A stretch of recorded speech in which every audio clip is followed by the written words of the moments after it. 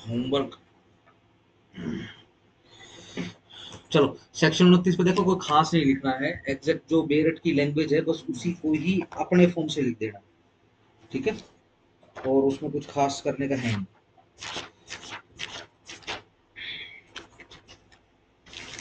Hope सबने वो लिख लिए होंगे डिफरेंशिएशन। मुझे जरा बताओ हमने किस किस पे लिख लिया है। ये कॉक्स वर्सेस हिकमैन लिख लिया है? ठीक है, वो वॉकर वर्सेस विशेष भी लिखा है। आर आर आर शर्मा, है ना, Ruben. C I T cases लिख लिए। नेचर लिख लिया पार्टनरशिप का।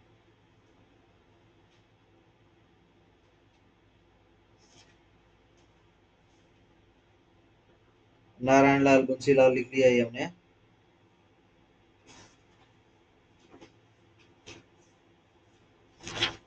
लिख लिया ना। उसमें उसमें था ये पार्टनरशिप एट विल में। कोई सवाल भी दिया था सेक्शन 29 के अलावा, कोई सवाल भी दिया था स्पेसिफिक, जैसे केस समझा के जैसे होता है ना। ढूंढो जरा। मैं तो ये डिलीट कर दिया अपना। ये भी सीधी पार्टनरशिप करूंगा। हाँ जी। वो भी को रिप्रेजेंट किया था। हाँ ये ने कोई हिमसेल्फ पार्टनर, हाँ हाँ। कोई मिस्टर एक्स से क्रेडिट क्रेडिट दे देता है एस पी को पार्टनर मान के। ठीक है। और फिर जो वे वापस नहीं करते ना एबीसीडी, तो फिर वो इनको ई को भी इश्यू कर देता है। ठीक है। अच्छा ये बताओ, डॉक्टर फोल्डिंग आउट पे लिखा है हमने? केस नहीं किया हमने, वॉक वर्सेस कार्बर। केस हो गई। हाँ बस यही है, उसमें कुछ है नहीं, वो जो बेरट की लैंग्वेज है वही है, और कुछ है ही नहीं इसमें। मतलब होल्डिंग आउट को तो कितना ही मोल्ड करवा दूं, वही लिखवाऊंगा मैं जो बेरट में लिखा। ठीक है जी। अच्छा, शायद लेक वर्सेस ड्यूक भी हो गया। ठीक है ना। Manto versus Rutherford. ठीक है। अभी जरा मेरे को होमवर्क बताओ क्या था, क्या है? A B C D partners हैं, ठीक है। सारे फैक्ट्स बताना।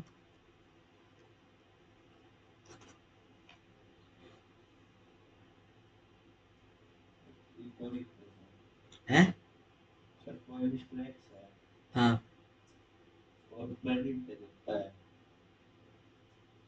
और ई के विषय में उसको कोई जानकारी नहीं। तो ई ई कहाँ है? ई तो बताया नहीं आपने। ई को, ई कौन है? रिप्रेजेंट कर रहा है खुद वाले पार्टनर। ठीक है, चलो। ई रिप्रेजेंट करता है, ठीक है। फिर कोई मिस्टर एक्स है, क्रेडिट दे देता है, ठीक है। और ई के बारे में कोई जानकारी नहीं। यस, ठीक है, एक्स को ई का पता नहीं है, ठीक है।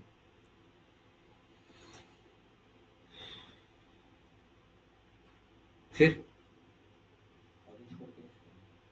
किसको? एक्स को? देखो, आपने सवाल पूरा नहीं किया है। एक्स ने, मैंने ऐसे बोला था कि एक्स ने केस कर दिया है A B C D E के खिलाफ, ठीक है जी। आपने जो ई के खिलाफ जो केस है उसकी वैलिडिटी चेक करनी थी, यस नो के हिसाब से। ठीक है जी, क्या लगता है? नो। ठीक है जी। और क्या लगता है? जो जो परसों आए थे विकास, यस। ठीक है, वर्ष में चले गए थे, फिर भी क्लास तो लगाई होगी। नहीं लगाई। सॉरी ना, तुम फोर पढ़ रहे होते ना मेरे,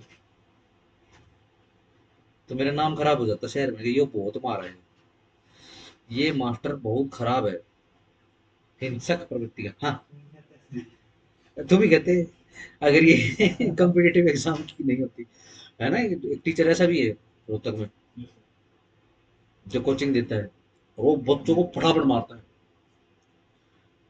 ठीक है जी। वो सीधा ही बोलेगा कि नहीं, याद होने से भी बात नहीं बनेगी, यू मस्ट बी परफेक्ट। जैसे इंग्लिश सिखाता हो तो इंग्लिश सिखा के गिनने लग जाएगा, 1 2 3 4 5, बस चल दोबारा से जा। चीट नहीं। हाँ भीड़ होता है। खैर वहाँ जाते भी ऐसे ही, क्योंकि प्यार से तो सीखा नहीं जाता। स्कूल सरकार में प्यार से नहीं सीख पाते बच्चे। वो तो हमारा ही समय बढ़िया था, तो प्रसाद प्रसूद मिल जाया करता, पिटने के लिए स्पेशल कहीं और एडमिशन नहीं लेना पड़ता था। हाँ जी, हाँ जी। वाई नो विकास। मैं वो ऐसे था, अच्छा भाई ऐसे। रिप्रेजेंट कर तो दिया सर उसने खुद को, मेरे पार्टनर। ठीक है, रिप्रेजेंट कर दिया। हाँ नवदीप, वाई नो। सेक्शन 6 में पॉल ही नहीं हो रहा है। मतलब सेक्शन 6 के हिसाब से देखें तो रिप्रेजेंट और एजेंट कोई सेक्शन पार्ट 6, उसके हिसाब से कोई पार्ट सेक्शन नहीं 6 28। इसमें तो 6 क्यों बोल रहे हो? हाँ जी, सेक्शन 28 के हिसाब से।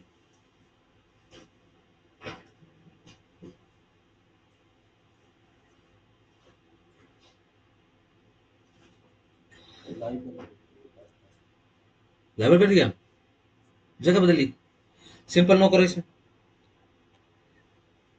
रीजनिंग क्या है नवदीप?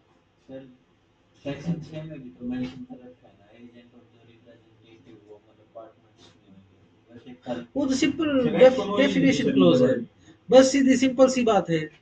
ये जो मिस्टर एक्स है जिसने क्रेडिट दिया है, इसने जो ई की रिप्रेजेंटेशन है ना, उसके हिसाब से नहीं दिया है। रिप्रेजेंटेशन से कोई लेना देना नहीं है मिस्टर एक्स का। और ये रिप्रेजेंट करता है, एक्स को भी क्रेडिट दे दिए तो ही लाइबल होता है। यस, अगर एक्स एक्स को पता होता, ठीक है ना, या फिर एक्स क्रेडिट देता ई के रिप्रेजेंटेशन पे, एक्स को पता ही नहीं है कि ई पार्टनर भी है कि नहीं है। ठीक है ना, एक वर्ड और लिखवाया था मैंने कि ऑनरेरी है ई,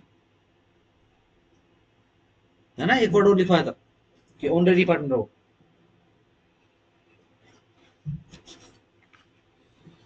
चलो ये दबा दिया ना, चलो ठीक।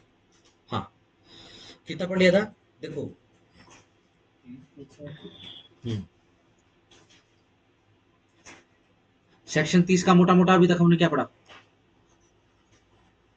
या पर ऑल करके हटाई देते हैं इसको।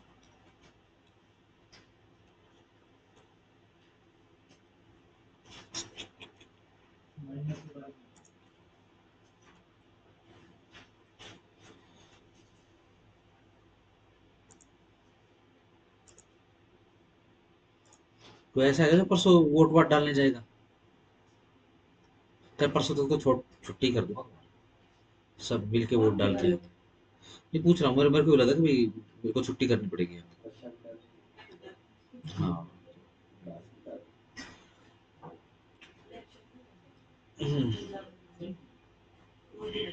18, कल तो खत्म करा दूंगा। अच्छा, ठीक है, कोई बात नहीं, कल इसको फेंक देंगे इसे ऊपर पूरा। हाँ, देखो फटाफट बताओ, सेक्शन 30 में फिलहाल तक हमने क्या पढ़ा है। सेक्शन 3 के अंदर एक माइनर को, ठीक है जी, आपने एडमिट कर लिया है पार्टनरशिप के अंदर, ओनली टू द बेनिफिट, शाबाश, benefits of the partnership, done. ठीक है, ध्यान रखना मैंने जो आपको इलस्ट्रेशन बताया था वो सिर्फ एक मुहूर्त है, ठीक है ना। आप माइंड में कन्फाइन नहीं करोगे कि भाई अगर मान लो किसी माइनर को यदि पार्टनरशिप के लिए एडमिट करना हो तो सिर्फ वही एक उदाहरण है, नहीं ऐसा नहीं, मैंने आपको एक उदाहरण दिया, ठीक है। इसके अलावा जैसे दो चार हमने बाईपास करके उदाहरण लिए थे, जैसे वो केश निखार, या फिर वो केश कांति का जो है भाई, इतने अगर आप हमसे तेल खरीदोगे तो हम 30% या इतने परसेंट जो है बच्चियों की पढ़ाई के लिए देंगे, ठीक है ना। क्लासमेट के रजिस्टर लोगे तो हम जो है हर 50 रुपए के ऊपर 1 रुपया जो है वो बच्चों की पढ़ाई के लिए देंगे, ठीक है ना। तो ये क्या है, बेनिफिट के लिए एडमिट कर दिए, ठीक हो गया। ध्यान रखना बच्चे की रिप्रेजेंटेशन की बात नहीं हो रही, मान लो कोई बच्चा ज्यादा फैल जाएगी, मैं तो फलानी फलानी पार्टनरशिप में पार्टनर बन गया हूँ, नहीं, ना तो वो कोई कागज साइन कर सकता है, ना वो रिप्रेजेंटेशन कर सकता है, ठीक है जी। बच्चों वाली बात करेगा तो बच्चों की बात ही समझी जाएगी, ठीक हो गया, सही। फिर हमने क्या पढ़ा है, हम्म, ठीक है जी, उसको और राइट भी दे दिया है। क्या? कि भाई वो उसका एक्सेस रहेगा और इंस्पेक्ट भी कर सकता है वो अकाउंट बुक, और कॉपी भी ले सकता है उसकी। ठीक होगा। फिर हमने क्या पढ़ दिया है? हाँ, ध्यान रखना, उसको पर्सनली लायबल नहीं करेंगे, यानी जो शेयर मिल रहा है ना उसको, ठीक है ना, सिंपल है। उस शेयर को तो हम, मान लो अगर इस बार इस साल कम प्रॉफिट हुआ है या इस 6 महीने में कम प्रॉफिट हुआ है तो उसको कम शेयर दिया जाएगा, ठीक है ना। लेकिन एक बार जो उसका शेयर होगा उसमें से लाइबिलिटी नहीं बांधेंगे, या उसकी जो पर्सनल प्रॉपर्टी है उसकी लाइबिलिटी नहीं बांधेंगे। ठीक होगा। 4 पे फिर हमने क्या पढ़ा? 48 के हिसाब से अपने शेयर की पेमेंट करके वैल्यूएशन, चलो वैल्यूएशन के हिसाब से, चलो नीचे वाला प्रोविजन भी पढ़ लिया था ना, 4 का प्रोविजन। ठीक है, 5 पे आ जाओ। फिर हमने ये देखा कि मान लो अगर कोई मेन जो चीज थी इसके अंदर, 30 के 5 में, सीधी सिंपल सी बात है, हमने तो माइनर को सीधा सिंपल एडमिट किया था, ठीक है ना, सिंपल है। अच्छा, क्या माइनर एजेंट हो सकता है?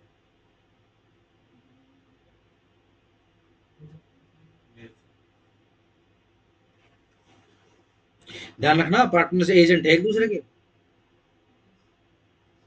ठीक है ना। और कॉन्ट्रैक्ट के हिसाब से एजेंट हो सकता है, यस। प्रिंसिपल हो सकता है minor? No, sound minor major लिखा हुआ,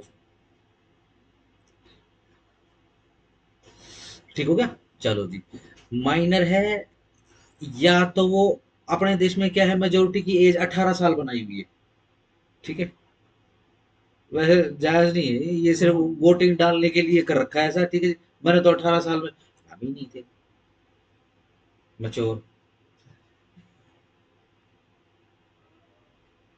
कोई उसके लिए जाता था वहीं जाकर खड़े हो जाते थे, ठीक है। रशिया वगैरह में तो 60 हैं? पेजेंट पेजेंट 60 वो देखो, बेसिकली पता है क्या है, हमारे देश में भी जो मेजोरिटी की एज है ना वो अलग अलग है, हर फील्ड में अलग अलग है, ठीक है ना। लेकिन हम जनरली जो कॉन्स्टिट्यूशन के अंदर जो फ्रेंचाइजी की, एडल्ट फ्रेंचाइजी की जो एज है ना उसको जनरल एज मानते हैं मेजर होने में, ठीक तो गलत है। ठीक हो गया। या फिर 18 साल का हो जाने के बाद किसी भी एज पे उसको नॉलेज हो कि भाई तू तो एडमिट होके रखा हुआ है बेनिफिट के लिए, और तेरे को तो अब इलेक्शन करना है, चुनाव करना है, क्या कि भाई तू, तेरे को पार्टनर रहना है या नहीं रहना है, ठीक है। अब सीधी सिंपल सी बात है, चाहिए वाली सिचुएशन, चाहिए वाली सिचुएशन तो विद इन 6 मंथ्स, ठीक है ना। लेट से, जो जिन्होंने कल की क्लास लगाई थी, परसों क्लास लगाई थी, लेट से 26 साल की उम्र में नॉलेज हुई इसको, ठीक है, सही 18 साल का हो चुका है। बताओ, 18 साल से 6 महीने के अंदर अंदर नोटिस दिलवाएं, इसको नोटिस देना पड़ेगा।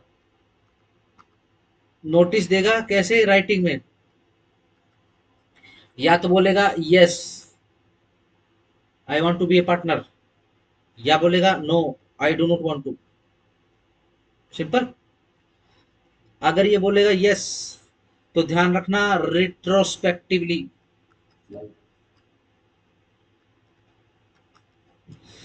लाइबल कर देंगे उसको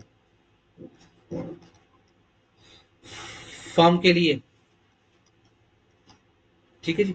और अगर वो कहता है कि नहीं मैं नहीं बनूंगा पार्टनर, उसने क्या इलेक्ट किया है, I don't want to be the partner, ठीक है जी, आप सीधा सिंपल उसका खाता बंद कर देंगे। और जैसे भी उसके खाते की सेटलमेंट होनी है, ठीक है ना, लेट से उसके पिताजी ने या फिर उससे कुछ प्रॉपर्टी उसने इन्वेस्ट कर दी है, ठीक है जी, या उसके गार्जियन ने प्रॉपर्टी कुछ दे दी है, या फिर उसका शेयर बनता है, उसका असेट बनती है, उसकी कैपिटल बनती है, उसको वापस दे देंगे, रिटर्न कर देंगे उसको, ठीक है ना, और टाटा बाय बाय कर देंगे, रिकॉन्स्टिट्यूट करेंगे फर्म को, ठीक है जी, और अपना काम चलाएंगे, डन है। चलो, अब क्या है जो नोटिस देना है, मेरा सवाल आपसे क्या है, ये जो राइटिंग में नोटिस देना है, और सिचुएशन क्या है, सिचुएशन है कि 26 साल का होने के बाद, ठीक है ना, इसको नॉलेज हुई है, ठीक हो गया, सिंपल। 8 साल पहले 18 साल का हो चुका है ये, बताओ कौन सी ड्यूटी बांधेंगे इसके ऊपर? यहां से 18 वाली ड्यूटी बांधेंगे या 26 की ड्यूटी बांधेंगे, यानी विद इन 6 मंथ्स फ्रॉम 18 या फ्रॉम 26, एक वोट आ गई 26, 26 हाँ जी 26, ठीक है, कॉमन सेंस हेमंत क्या लगता है? ठीक है 26 सिंपल, जब उसको नॉलेज होगी, ठीक है ना। अगेन देखो, ध्यान रखना, मेजर बोलते हैं, देखो कितने शार्प अपने लॉ बनाने वाले, मेजर बोलते हैं, मैच्योर नहीं बोलते उसको, सिर्फ मेजर। शरीर तो फैले जा 18 साल के, पुंगर तो हो ही जाए कहने का मतलब, ठीक हो गया। तो जब से, और लास्ट में क्या, चलो मैं पढ़ाइए,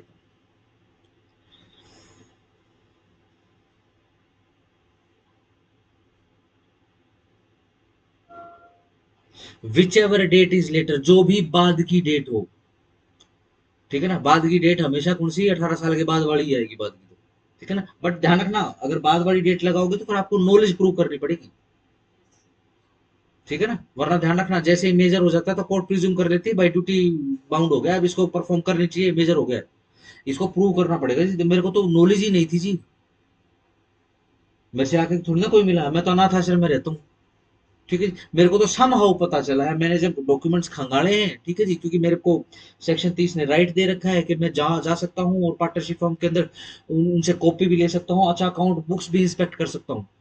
मैंने अकाउंट बुक इंस्पेक्ट करी पार्टनरशिप फॉर्म के अंदर जाके, उनसे कॉपीज ली, उसके अंदर मेरा नाम था, तब मुझे पता लगा, ठीक है जी, कि मैं उसके अंदर एंटाइटल्ड टू द बेनिफिट्स हूँ,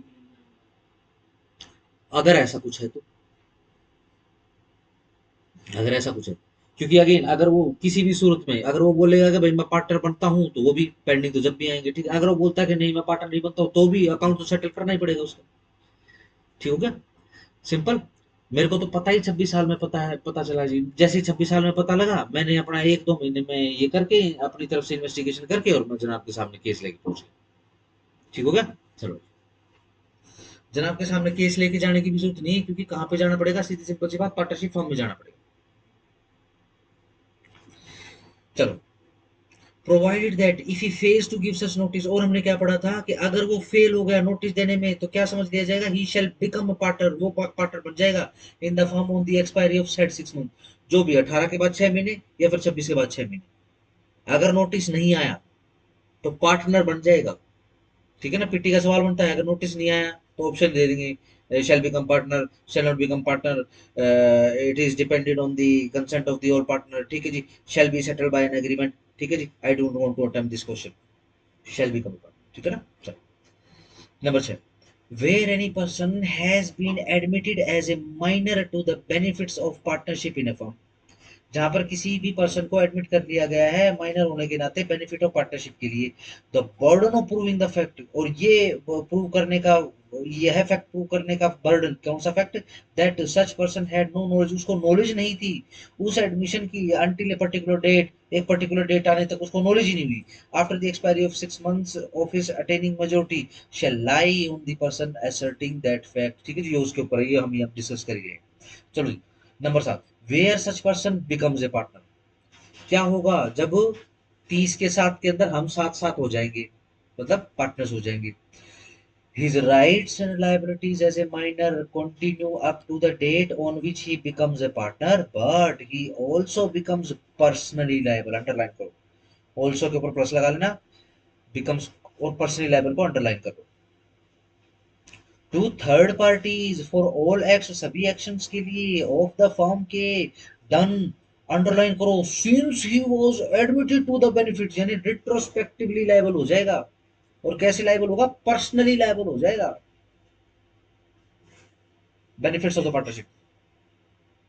चलो जी, और एंड प्लस लगा लेना एंड उसका share in the property and उसका share in the profit of the firm shall be the share, उसका शेयर होगा to which he was entitle as a minor, जैस जितना शेयर वो एज ए माइनर ले रहा था वही उसका शेयर बन जाएगा, उतने परसेंट का ही शेयर होल्डर बन जाएगा, ठीक होगा। चलो, 8, जहां पर वो इलेक्ट करता है कि वो पार्टनर नहीं बनेगा, His rights and liability shall continue to be those of a minor under this section up to the date on which he gives public notice. Underline करो, जिस तारीख को पब्लिक नोटिस आया है ना, पब्लिक नोटिस के ऊपर जो डेट है वहां तक, उस डेट तक उसको क्या मिलेंगे, उसके बेनिफिट्स मिलेंगे। ठीक हो गया। और his share shall not be liable for any acts of the firm done after the date of notice। ठीक है जी। और उसका जो शेयर है वो पर्सनली लायबल नहीं होगा नोटिस की तारीख के बाद। सी he shall be entitle to sue the partner, वो एंटाइटल हो जाएगा पार्टनर्स को सू करने के लिए फॉर हिज शेयर, उसके शेयर के लिए उसकी प्रॉपर्टी में से एंड प्रॉफिट्स में से इन अकॉर्डेंस विद सबसेक्शन 4। ठीक हो गया, बिल्कुल सही बात है जी। सबसेक्शन 4 में क्या लिखा हुआ था, सबसेक्शन 4 में लिखा हुआ है सीधी सिंपल सी बात कि वो जो माइनर है वो सू कर सकता है पार्टनर को किसी अकाउंट या पेमेंट के लिए उसके शेयर के, उसकी प्रॉपर्टी में से ऑफ द प्रो या फिर उसकी प्रॉफिट में से वेयर सर्विस 48 का जिक्र आएगा। Nothing in subsection 7 and 8 shall affect the provision of section 28 star लगा।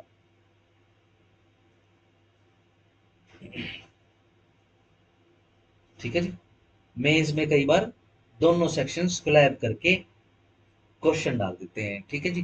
क्वेश्चन क्या डाला, क्वेश्चन बड़ा सिंपल डाला कि एक माइनर था जिसको एडमिट कर लिया गया फॉर्म के अंदर to the benefits of the benefits out of the profits only. ठीक है जी। 18 साल का हो गया। ठीक है जी। इररिस्पेक्टिव के उसने नोटिस दे दिया कि भाई मैं पार्टनर बन जाऊंगा, या उसने नोटिस दे दिया मैं पार्टनर नहीं बनूंगा। ठीक है जी। किसी भी सूरत में वो क्या करता है, अपने आप को रिप्रेजेंट कर देता है और उसकी रिप्रेजेंटेशन के ऊपर कोई आदमी फॉर्म को क्रेडिट दे देता है। बताओ वो लायबल होगा कि नहीं होगा, वो लायबल होगा। ठीक है जी। अच्छा वो पर्सनली लायबल होगा क्या? माइनर। हाँ, अगर वो माइनर लेट से रिप्रेजेंट कर दे और उसकी रिप्रेजेंटेशन के ऊपर विश्वास करके कोई थर्ड पर्सन, ठीक है ना, क्रेडिट दे दे किसको, पार्टनरशिप फर्म को, उधार दे दे पार्टनरशिप फर्म को। ठीक है जी। अगेन 28 में लिखा हुआ है लायबल हो जाएगा। ठीक है ना। आपने बोला माइनर लायबल हो जाएगा, मैं आपसे सवाल पूछ रहा हूँ क्या माइनर पर्सनली लायबल हो जाएगा?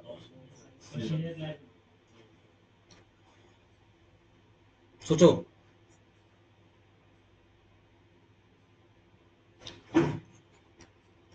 Section 30 read with section 28। Personally liable कौन सा, माइनर। Yes no. एक बार दोबारा से पढ़ देता हूँ। ऐसा कुछ भी सबसेक्शन 7 या 8 में नहीं लिखा है जो अफेक्ट करे किसको, 28 के प्रोविजन को। ठीक है ना। बताओ पर्सनल लायबल होगा? यस। एक वोट आ गई, हाँ जी। नो। नो। नो। वैसा क्या लगता है? Why no?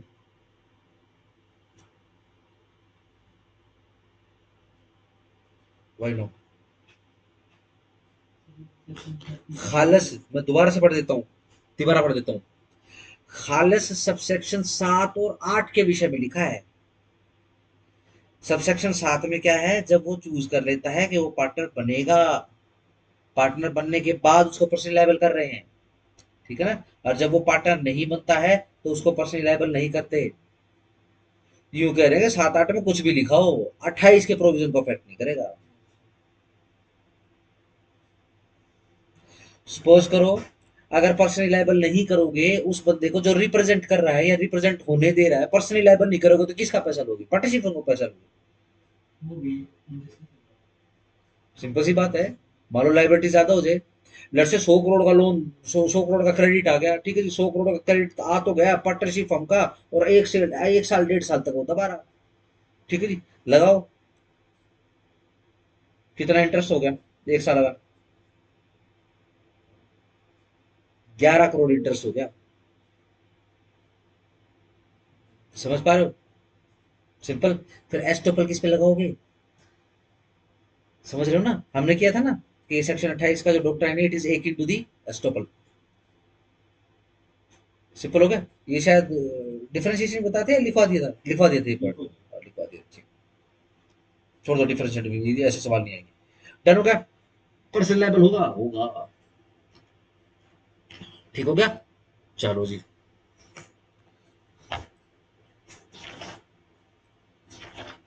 चलो खुशी मनाओ, इसके ऊपर कोई केस लो नहीं है, ठीक है जी। अब section 31 and onwards till the last section of this बेर एक्ट, ठीक है जी। नो डिक्टेशन, नो केस लो, ठीक है। बट शर्त यही है कि 1 से 30 तक बहुत अच्छे से याद आना चाहिए। अब बार बार क्वेश्चनिंग होगी, ये बताओ ये प्रोविजन का था, ये प्रोविजन का था, ये प्रोविजन का, बार बार आएगा, ठीक है। सही लगा दू टॉप गियर। चलो सेक्शन 30 समझ में आ गया। वर्षा, हेमंत, डन है, नवदीप, सभी। चलो ठीक है। मोटा मोटा, मोटा मोटा याद करने की कोशिश करना, ठीक है। सारे उठा के मत देखना, सिर्फ याद करने की कोशिश करना, ठीक है ना। ना याद आए तो सिर्फ वो देखना ईमानदारी से, ठीक है। फिलहाल कोई टेस्ट नहीं हो रहा है, बस आपको रिवाइज करवाने की कोशिश कर रहा हूँ। सेक्शन 30 में माइनर आ गया, 29 में ट्रांसफ्री, ट्रांसफ्री के राइट, 28 में वर्डिंग, ठीक है ना। 27 में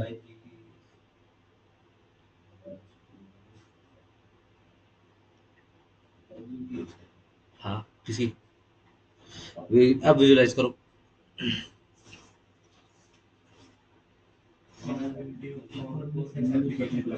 ठीक है। चलो फिर एक बार मैं एक बार आगे से आपको वहां से रिवाइज करवा देता हूँ, फिर उल्टा पूछूंगा तुमसे, ठीक है ना। चलो चलो जी, 4 के अंदर डेफिनेशन आ गई है, ठीक है जी। 5 में क्या आ गया है, simple partnership note created by status, ठीक है जी। 6 के अंदर तरीके आ गए, मोड्स आ गए। 7 के अंदर इच्छा वाली, ठीक है ना, इच्छाधारी पार्टनरशिप। 8 के अंदर पर्टिकुलर पार्टनरशिप, विशेष पार्टनरशिप, ठीक है जी। 9 के अंदर जनरल ड्यूटी, ठीक है जी। 10 के अंदर इंडेमनिटी की ड्यूटी आ गई है। 11 के अंदर डिटरमाइन कर रहे हैं राइट्स एंड ड्यूटीज को। 12 के अंदर कंडक्ट, ठीक है ना। वो 12 क्या हालचाल है भांजे, कितना चाहिए, कंडक्ट है, ठीक है जी। 13 म्यूचुअल राइट्स, 13 मैं बोलूंगा 13 राइट है, ठीक है जी। सामने वाला बोलेगा नहीं नहीं राइट तो 13 ही है, म्यूचुअल राइट्स हो गए हैं, ठीक है जी। 14 प्रॉपर्टी किसकी, फॉर्म की, उसकी एप्लीकेबिलिटी 15 में, ठीक हो गया। 16 के अंदर पर्सनल प्रॉफिट, ठीक है जी। 16 साल का हो गया है, पर्सनल प्रॉफिट कमाना सीख गया है, पर उसको ये नहीं पता कि पार्टनरशिप फर्म का नाम यूज करेगा तो पर्सनल नहीं रहेगा कुछ भी, ठीक है जी। 17 rights and duties of partners, ठीक है जी, सिंपल। फिर उसके बाद चैप्टर 4 आ गया। चैप्टर 4 के अंदर क्या है, रिलेशन ऑफ पार्टनर्स तो थर्ड पार्टीज, ठीक है जी। 18 के अंदर क्या है, पार्टनर क्या है, एजेंट होते हैं फर्म के। 19 के अंदर इम्प्लाइड अथॉरिटी आ गई है पार्टनर की। 20 उसके अंदर एक्सटेंशन कर रहे हैं। 21 के अंदर इमरजेंसी की ड्यूटी आ गई है, ठीक है जी। 21 और 71 याद कर सकते हो, 1971 में वो लग गई थी इमरजेंसी, ठीक है ना। पार्टनरशिप के अंदर ध्यान रखना 1921 में लग गई थी, ठीक है। चलो सिर्फ याद करने के लिए, ठीक हो गया जी। चलो जी, हाँ, तरीका क्या रहेगा, बाइंड करने का फॉर्म को, ठीक है जी। इफेक्ट क्या रहेगा एडमिशन का, 23 में क्या कर रहे हैं, इफेक्ट, सॉरी एडमिशन कर रहे हैं, Indian evidence act, admission, confession, Indian evidence act 24 में, याद कर लो। इंडियन एविडेंस एक्ट में सेक्शन 23 है, लेट्स, वो टिप है basically. Section 23 Indian evidence act के अंदर TIP, threat inducement and promise का वो दिया हुआ बस, ठीक है। स्पेसिफिक डेफिनेशन तो सेक्शन 24 में, बट 23 के हिसाब से याद करना हो जाएगा। एडमिशन कन्फेशन एक ही बात ध्यान रखना, इसके लिए कभी अलग अदरवाइज उनको मिला दो, काम गया काम। हाँ, 24 के अंदर सीधी सिंपल सी बात है, नोटिस मिल गया है, कहाँ, एक्टिंग पार्टनर को। चलो जी, क्या समझा जाएगा, पूरी फॉर्म को नोटिस मिल गया है, ठीक है जी। मास्टर से समझ लेना, मास्टर जब 24 साल का था, ठीक है जी, 24 साल की एज में मैं कहा था, 24 साल की एज में मैं ना, 24 साल की एज में मैंने रिलायंस जियो छोड़कर, मैंने रिलायंस जियो छोड़ के फिर वीडियोकॉन छोड़ के मैं टाटा टेलीकॉम में आ गया, टाटा डोकोमो। 24 साल के अंदर यूं लगाओ कि मैं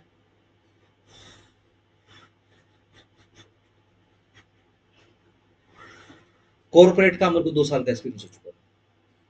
उससे पहले 1.5 साल मैंने लॉ फर्म का एक्सपीरियंस ले लिया। आप क्या एलएलबी में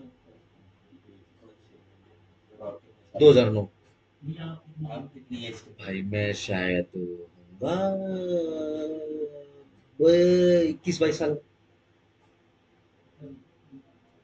ठीक है,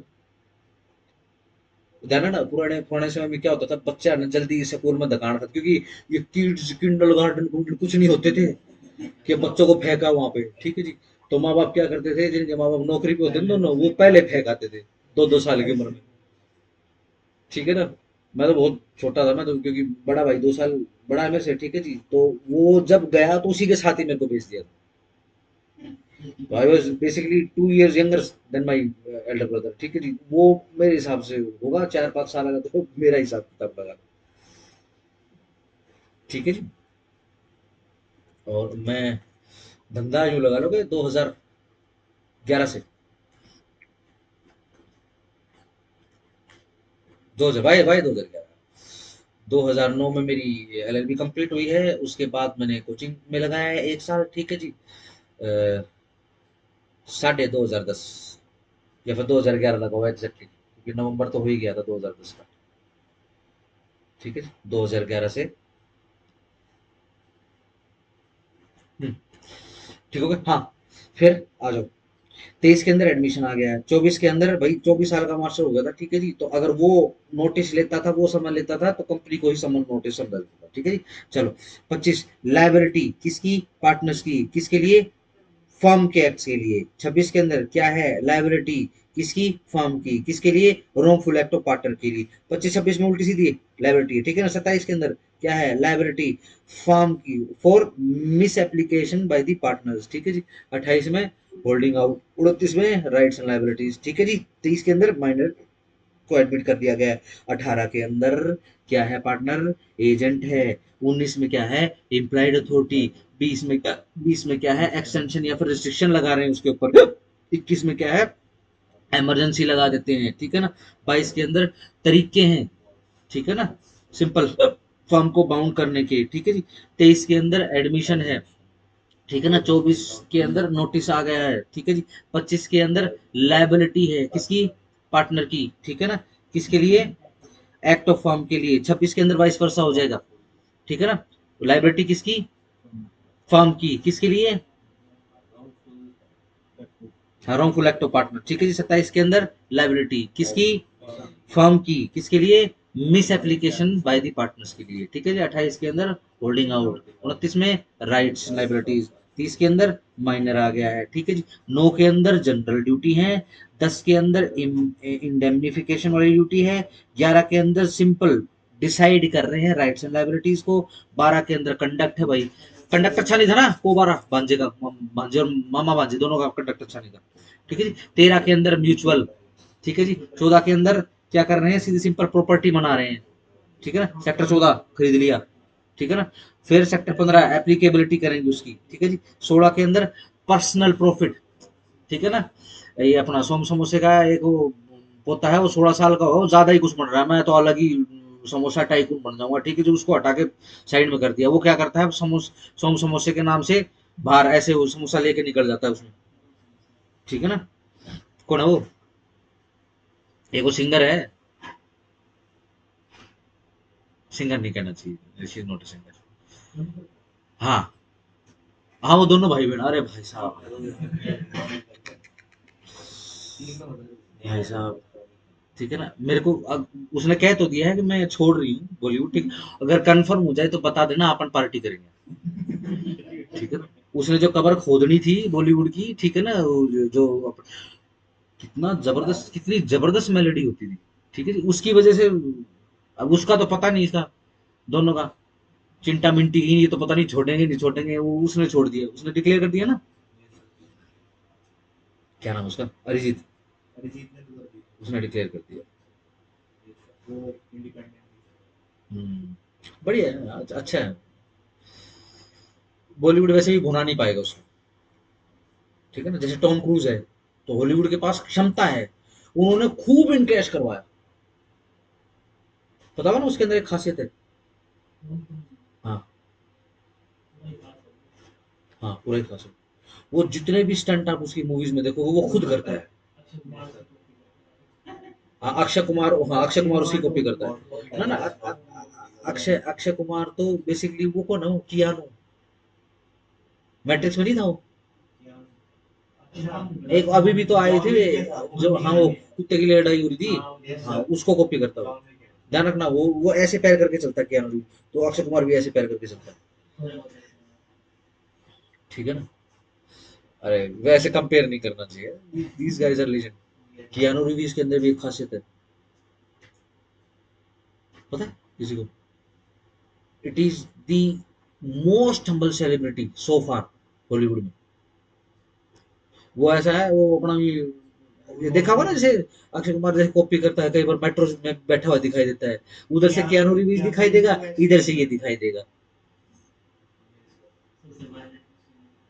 है, हाँ, ठीक है जी। उसकी वाइफ खत्म हो चुकी है, उसकी शायद बच्ची थी, वो भी उम्र में खत्म हो चुकी है, ठीक है जी। अब अकेला रहता है, बहुत करोड़ों अरबों की प्रॉपर्टी उसके पास, ठीक है जी। लेकिन कभी किसी, जैसे होते हैं ना होमलेस पीपल्स होते हैं, उनके साथ पड़ा हुआ दिखाई देता है, तो ध्यान रखना वो नशा वशा नहीं करता हो, ठीक है।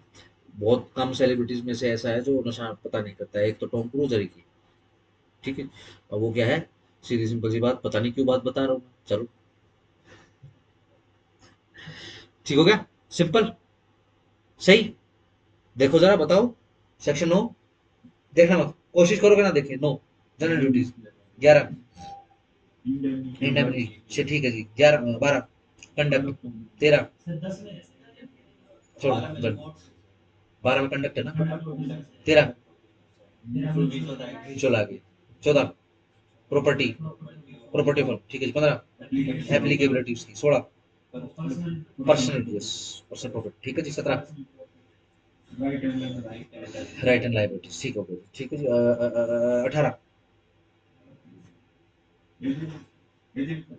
यस, एजेंट रहेंगे एक दूसरे के। 19 इम्प्लाइड अथॉरिटी, ठीक है जी। 20 कहाँ, कहाँ है, ठीक है ना, चुपचाप बैठे हो। हाँ, 20, 20 ही है ना, हाँ 20 एक्सटेंशन और रिस्ट्रिक्शन, ठीक है जी। 21 शाबाश। 22 मोड, बाउंड बाइंड करने के मोड, ठीक है। ध्यान रखो, ये जो छोटी छोटी ट्रिक्स है ना, ये जो चाबियां है ना, ये तो आपको पता करनी पड़ेगी कौन सी पॉकेट में है, ठीक है ना, ये याद नहीं आएंगी, इसके लिए तो बादाम खाने पड़ेंगे, ठीक है। 23 एडमिशन आ गया। 24 इफेक्ट उसका, ठीक है जी। 25 इसकी, फर्म की, पार्टनर, पार्टनर, ठीक है, पार्टनर, ठीक है ना, for the act of the, ठीक है जी। कौन सा, 25 किया, 26 रॉन्गफुल एक्ट के लिए, ठीक है जी। 27 miss application, 28 29 rights and liabilities, ठीक है जी। 30 माइनर। ध्यान रखो, अगर कोशिश नहीं करोगे तो याद नहीं होगा, ठीक है ना।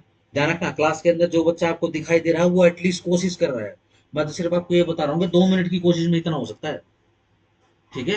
घर पे जाके अगर जेन्युइन कोशिश करोगे ना, तो भाई साहब ये एक दिन ये फर्रे बन जाएंगे, ठीक है ना।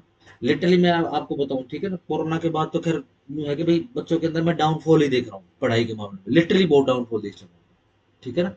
और अब तो हालचाल देख ही रहे हो, बच्चा कोई भी पढ़ने के लिए राजी नहीं, ठीक है। अब तो माँ बाप भी उसमें यूं नहीं कहते कि जा कुछ पढ़ ले, ठीक है ना। माँ बाप भी सोचे ठीक है, कितना हो स्क्रीन देखा, आंखों को मटका लेगा, कमा लेगा, ठीक है ना, ऐसे सिस्टम हो गया है, ठीक है जी। सिंपल, बच्चा मरे, कहीं पिटे, कुछ भी हो, कोई फर्क नहीं पड़ता, ठीक है ना। लेकिन यूं है कि भाई किसी ने दबा रखे हो या बेटी करो तो पढ़ाई तो कर रहे हो, लेकिन वो नहीं है। मैंने ऐसे बच्चे देखे हो अपनी लाइफ में, ठीक है, जिसके अंदर मैं भी इंक्लूड हूँ। और जब पढ़ाया था मैंने, ठीक है जी, मेरे पढ़ाते पढ़ाते पढ़ाते पढ़ाते पूरा बेरट याद कर लेते थे, ठीक है जी। सही, बेरट कंप्लीट होने के बाद जब मैं यूं पूछता था ना कि हाँ जी कोई क्वेरी बताओ, तो एक आधा मतलब उससे पहले 3 बैच निकल चुके थे, 2 बैच निकल चुके थे उससे पहले, कोरोना से पहले, ठीक है जी। तो 4 5 बच्चे ऐसे थे, ठीक है ना, क्योंकि दो दो बैच निकलते थे, एक सुबह एक इवनिंग ऐसे बैच निकलते थे 2 साल में, ठीक है जी। अब 4-5 बच्चे ऐसे थे जो ऐसा सवाल बनाते थे भाई साहब, ठीक है जी। मेरे को 10-15 चाहे मेरे को 10-15 मिनट के बाद ये खोजना कि यार ये कोई सवाल हुआ, ये तो सवाल ही नहीं बना। लेकिन वो ऐसा सवाल बनाते थे, और ऐसे शिद्दत से मेहनत करते थे, ठीक है जी, किसी को याद नहीं, ठीक है जी। उनके फोटोज वगैरह भी देख रहे हो, ऐसे लगे, ठीक है? बड़ी शानदार मेहनत करते थे, ठीक है। आप भी करते हो लेकिन थोड़ा सा ज्यादा करना चाहिए। चलो आओ, इनकमिंग एंड आउटगोइंग पार्टनर, ध्यान रखना, हमने कल एक रूल किया था, जैसे ही कोई पार्टनर जाएगा, ठीक है ना, लेट्स से 4 पार्टनर है, ठीक है ना, उसमें से कोई एक पार्टनर जा रहा है, तो एक पार्टनर की तरफ से पार्टनरशिप डिसोल्व हो रही है, ठीक है ना। बाकी बचे हुए पार्टनर क्या करेंगे, पूरा प्रोसेस फॉलो करके उसकी जो प्रॉपर्टी, शेयर, गुडविल, गाडविल सब कुछ अलग अलग करोगे, ठीक है जी। उसको सिस्टम से बाहर निकालोगे, रिकॉन्स्टिट्यूट करोगे पार्टनरशिप फॉर्म को, ठीक है। ये तो किसके साथ हो गया, वो बंदा जो गया है, ठीक है ना, रिटायर होकर भी जा सकता है, ठीक है जी। कोई केस वगैरह बैंकरप्ट हो जाए तो भी जा सकता है, ठीक है ना। अच्छा, खत्म होके भी डिजोल्व हो सकता है, ठीक है ना, लेट्स से खत्म ही हो गया तो भी डिजोल्व हो जाएगी, ठीक है। ऐसे ही यही काम तब भी करना है जब कोई नया पार्टनर प्रोसेस के अंदर या फिर सिस्टम के अंदर आए, ठीक है ना। ऐसे ही सारे पार्टनर्स मिलेंगे, ठीक है जी, दोबारा से मीटिंग करेंगे, रिकॉन्स्टिट्यूट करेंगे, ठीक है ना। क्योंकि ऐसा भी तो हो सकता है कि नाम के आधार के ऊपर उनका नाम बढ़ता हो, पहले तो एबीसी कॉर्पोरेशन थी, अब डी भी आ गया तो एबीसीडी कॉर्पोरेशन बन जाएगी, कल को फिर एक्स वाई जेड आ जाएगा, A B C D X Y Z corporation, ठीक हो गया। चलो चलो जी, introduction of a partner, subject to contract between the partners and to the provisions of section 30, no person shall be introduced as a partner into a firm without the consent of all the existing partners। बिल्कुल सही बात है जी, क्या लिखा हुआ है, किसी भी बंदे को इंट्रोड्यूस नहीं किया जाएगा as a partner into the firm में बिना कंसेंट, अंडरलाइन करो, all the existing partners, majority से डिसीजन नहीं आएगा, ठीक है ना, ठीक है ना। बट ये ध्यान रखना, ये सेक्शन 30 की कंडीशन लगी हुई है, सेक्शन 30 के अंदर कोई कंसेंट की आवश्यकता नहीं है। अगर बिना कंसेंट के कोई माइनर आना है बेनिफिट के लिए, एंट्री इनटू होना है तो हो जाएगा, कंसेंट की इसलिए आवश्यकता नहीं, ठीक है ना। इसे क्या लिख दिया, subject to condition 30, subject to the provision of section 30, एक बंदा who is introduce as a partner into a firm does not thereby become liable for any act of the firm done before he become the partner। ये तो बहुत सही है, जितने भी कांड पार्टनरशिप फर्म उसके आने से पहले कर चुकी उसके लिए लायबल नहीं करेंगे उसको, उसके आने के बाद, सिस्टम में आने के बाद अगर कोई कांड हो जाता तो उसके लिए लायबल होगा। रिटायरमेंट ऑफ ए पार्टनर, चलो जी 32 के अंदर रिटायर कर रहे हैं, 31 के अंदर आ रहा है, 32 के अंदर जा रहा है, ए पार्टनर में retire with the consent of all the partner, underline, in accordance with the express agreement by the partners, बिल्कुल सही बात है। जिस तारीख को पार्टनरशिप फर्म बनी थी उसी के अंदर ही डिसाइड हो गया था कि फलाना आदमी फलानी समय के बाद या फलाने फेज के ऊपर निकल जाएगा, ठीक है ना। ये बेसिकली जैसे बड़ी बड़ी पार्टनरशिप फॉर्म होती है उसके अंदर होता है, ये क्लोज बनाना पड़ता है, ठीक है। लेट्स से कंस्ट्रक्शन का भी काम चल रहा है, तो फिलहाल जो कंस्ट्रक्शन वाले बंदे हैं उनको भी फिलहाल सिर्फ जब तक ये पार्टनरशिप कंस्ट्रक्शन के फेज में रहेगी तब तक वो भी पार्टनर रहेंगे, जैसे ही कंस्ट्रक्शन का काम पूरा हो जाएगा कंस्ट्रक्शन वाले जो बंदे हैं उनको रिटायर, ऐसा कैसे होगा, ऐसा एग्रीमेंट के थ्रू। जहां पर पार्टनरशिप इज एट विल है, by giving notice in writing, तो फिर कैसे, by giving notice in writing to all the other partners of his intention to retire, बिल्कुल सही बात है जी। पार्टनरशिप एट विल कौन सी होती है, डिटर्मिनेशन का कोई भी टाइम पीरियड मेंशन नहीं होता, ठीक है। ए हाँ कांगा हो गया, चलो, a retiring partner may be discharge from any liability to any third party for acts of the firm done before his retirement by an agreement, yes, उसकी एग्रीमेंट से पहले अगर कोई लायबिलिटी बन गई है, एग्रीमेंट से पहले कह रहा हूँ, उसकी रिटायरमेंट से पहले कोई लायबिलिटी बन गई है किसी थर्ड पर्सन के अगेंस्ट में, उसमें से भी उस बंदे को निकाला जा सकता है, बस कैसे, परंतु कैसे, एग्रीमेंट करना पड़ेगा, ठीक है ना, made by him with such third party, किसके साथ, थर्ड पार्टी के साथ, अंडरलाइन करो, with such third party, and plus लगाओ the partners of the reconstituted firm, ठीक है ना। जो रिकॉन्स्टिट्यूटेड फर्म यानी जो रिमेनिंग पार्टनर्स है वो, और प्लस किससे एग्रीमेंट करना पड़ेगा, वो थर्ड पर्सन जिसके अगेंस्ट में लायबिलिटी बनी हुई है। ठीक हो गया, स्टार लगा लेना इसके थर्ड पार्टी के ऊपर। And such agreement may be implied by a course of dealing between such third party and the reconstituted firm after he had knowledge of the retirement। बिल्कुल सही बात है जी, implied हो जाएगा। ठीक है ना, कैसे, रिटायरमेंट के बाद। ठीक है जी, notwithstanding the retirement of a partner from a firm, कोई फर्क नहीं पड़ता है कि रिटायर हो गया है कोई पार्टनर फर्म से, he and the partners continue to be liable as partner. ठीक है जी, वह जो रिटायर हो गया और जो बाकी पार्टनर है वह कंटिन्यू टू बी लायबल रहेंगे थर्ड पार्टीज के लिए फॉर एनी एक्ट, किसी भी एक्ट के लिए जो done by any of them, जो उनके द्वारा कोई किसी के द्वारा कर दिया गया है, किसी पार्टनर के द्वारा, which would have been an act, जो कि एक्ट होता किसका, फर्म का, यदि done before the retirement, retirement से पहले हो गया होता तो। ठीक है ना, फिक्शनल चल रहा है इधर से, कहाँ गया कहाँ गया कहाँ गया कहाँ गया, हाँ, अंटिल, जब तक कि public notice is given of the retirement. Yes, यानी एक कंडीशन क्या आ गई है भाई, नोटिस भी देना पड़ेगा, पब्लिक नोटिस भी देना पड़ेगा। अगर पब्लिक नोटिस नहीं दोगे तो, ठीक है, क्योंकि ऐसा हो सकता है कि भैया उसके ऊपर विश्वास करके कि भाई फलाना आदमी है और उसने रिटायरमेंट भी डाल दी है, पब्लिक नोटिस नहीं डाला, उसके ऊपर विश्वास करके ये इसके अंदर पार्टनर है तो लोग उसको पैसा दे दें पार्टनरशिप को, है ना, होल्डिंग आउट में फंस सकता है। ठीक है ना, क्यों, क्योंकि रिप्रेजेंट किया जा रहा था और उसने होने दिया। चलो जी, प्रोवाइडेड दैट एक retired partner is not liable, liable नहीं होगा थर्ड पार्टी के लिए, who deals with the firm, जो कि डील करता है फर्म से, without knowing that he was a partner, जिसको पता ही नहीं है कि भाई ये फलाना पार्टनर जिसने रिटायरमेंट डाल दी ये भी पार्टनर नहीं था। बढ़िया है, होल्डिंग आउट भी नहीं बनेगा उससे तो। नोटिस अंडर सबसेक्शन 3 में be given by the retired partner or by any partner of reconstituted firm. Underline करो भाई साहब, नोटिस को अंडरलाइन करो, नोटिस लिखा है, ठीक है ना,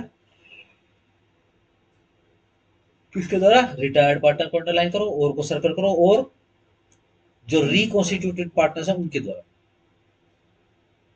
अगेन, पहले A B C D firm होती थी, अब ए बी सी है, तो ये भी एक तरीके का नोटिस ही हो गया।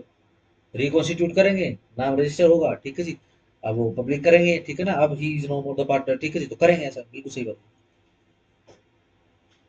चलो, 33, एक्सपल्जन, एक्सपेल करना किसी को, बर्खास्त करना।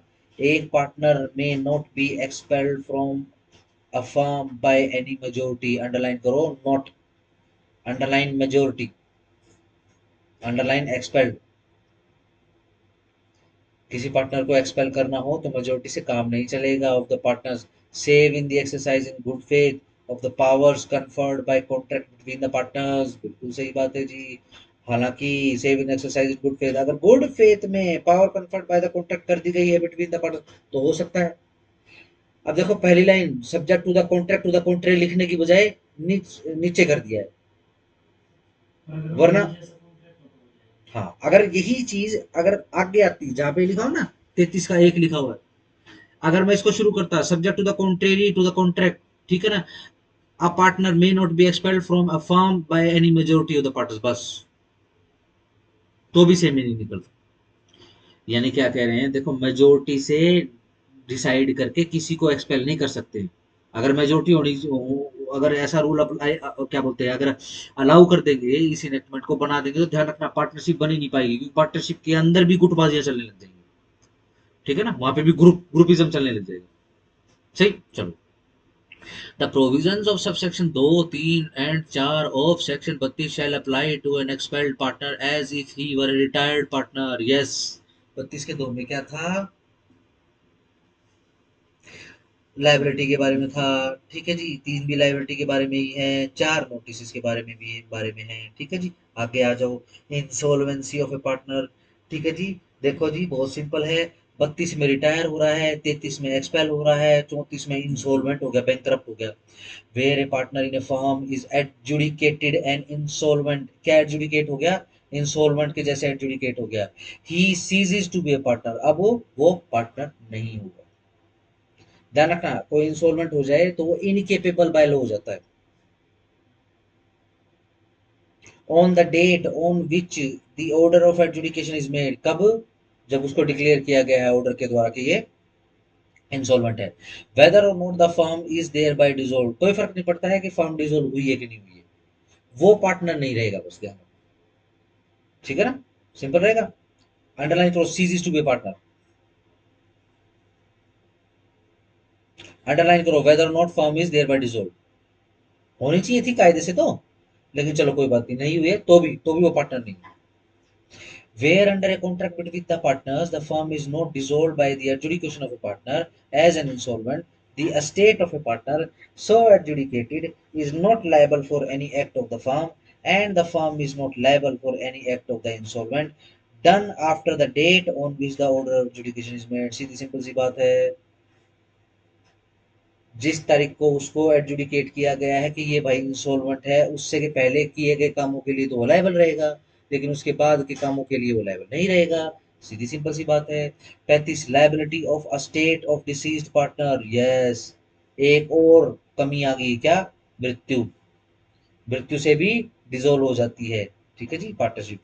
Where under a contract between the partners the firm is not dissolve by the death of a partner, एक कॉन्ट्रैक्ट हुआ था पार्टनर्स के बीच में, और उस कॉन्ट्रैक्ट के द्वारा पार्टनर की मृत्यु तो हो चुकी है, लेकिन पार्टनरशिप फर्म जो है वो डिसॉल्व नहीं हुई है। अब ये जो संपत्ति है मृतक पार्टनर की, is not liable for any act, यह लायबल नहीं होगी किसी भी एक्ट ऑफ फर्म के लिए जो उसकी मृत्यु के बाद किया गया है। बढ़िया प्रोविजन है ना, ना वो लायबल रहेगा ना उसकी प्रॉपर्टी लायबल रहेगी। चलो जी, 36 पे आ जाओ। लाइबिलिटी किसके ऊपर आएगी? लाइबिलिटी वो जो है बाकी बचे हुए पार्टनर उनकी, अगर मान लो ये जो डिजीज पर्सन है उसकी एसेट्स से पार्टनरशिप फॉर्म ना, कर दी, उसकी मृत्यु के बाद अगर कोई पार्टनरशिप, अब देखो लैंग्वेज ही ऐसी लिखी हुई है कि बंदा खत्म हो गया है, ड्यूटी क्या बनती थी पार्टनर्स की, एक पार्टनरशिप फर्म को डिसोल्व करते, डिसॉल्व करते हैं। डिसोल्व कर कैसे करते, उसकी एसेट गुडविल गाडविल जो भी करना है वो, ठीक है ना, उसको सेटल करते। ठीक है ना, ये पहले मुहूर्त क्या बना रहे हैं कि भाई मृत्यु हो चुकी है, कायदे से डिसोल्व होनी चाहिए, लेकिन उनके बीच में कॉन्ट्रैक्ट ऐसा था, चल रही है, जिस तारीख से डेथ हुई है उसके बाद के एक्ट के लिए पार्टनर डिसीज पार्टनर की एस्टेट पर्सनली लायबल नहीं, बची हुई स्टेट जो होगी वो बाकी बची बाकी जो उनका प्रॉफिट्स आएगा वो कंबाइंड प्रॉपर्टी है, कंबाइंड प्रॉपर्टी है, तो उसके जो मतलब जो भी शेयर होगा वो लायबल नहीं होगा। नहीं समझा मैं। जैसे प्रॉपर्टी है, हाँ फैक्टरी मान लेते हैं हाँ, पार्टनरशिप में, तो वो तो पार्टनरशिप की है ना, पार्टनरशिप फर्म की अपनी प्रॉपर्टी हो।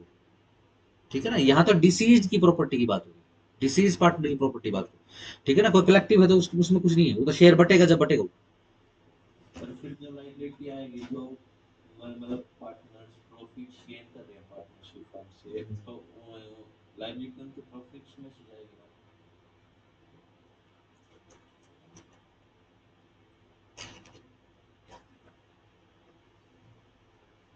ए बी सी डी, डी मर गया, अब बताओ। ए बी सी ये सब प्रॉफिट्स गेन करेंगे हाँ पार्टनरशिप में। हाँ, ठीक है सर, डी डी भी तो गेन करेगा, डी भी तो शेयर करेगा। लेकिन डी की तो प्रॉपर्टी लाइन नहीं है, पर्सनल प्रॉपर्टी। शेयरिंग प्रॉफिट की बात कर रहे हो आप, प्रॉफिट की बात कर रहे हो ना, तो इसमें लायबिलिटी कहाँ से आती है। मान लो इन दोनों लाइबिलिटी आ जाए तो मान लो क्या ऐसा पार्टनर हो सकता है जो कोई प्रॉपर्टी नहीं देता है फिर भी सिर्फ प्रॉफिट में से हिस्सा ले लेता है, यस, तो अभी फिर पिक्चर कैसे चेंज हुई। मार्केटिंग में ऐसे होता अब मार्केटिंग क्यों, अभी तो पढ़ा आपने, सेक्शन 30 पढ़ा। है। Yes sir, minus. ठीक है ना, सही। लायबिलिटी के विषय में पूछो आप। हाँ जी, लायबिलिटी के विषय में पूछो। 1 जनवरी 2026 को डेथ होगी ईडी की, ठीक है ना, इस तारीख के बाद के एक्ट के लिए, लाइबिलिटी ठीक है ना, प्रॉपर्टी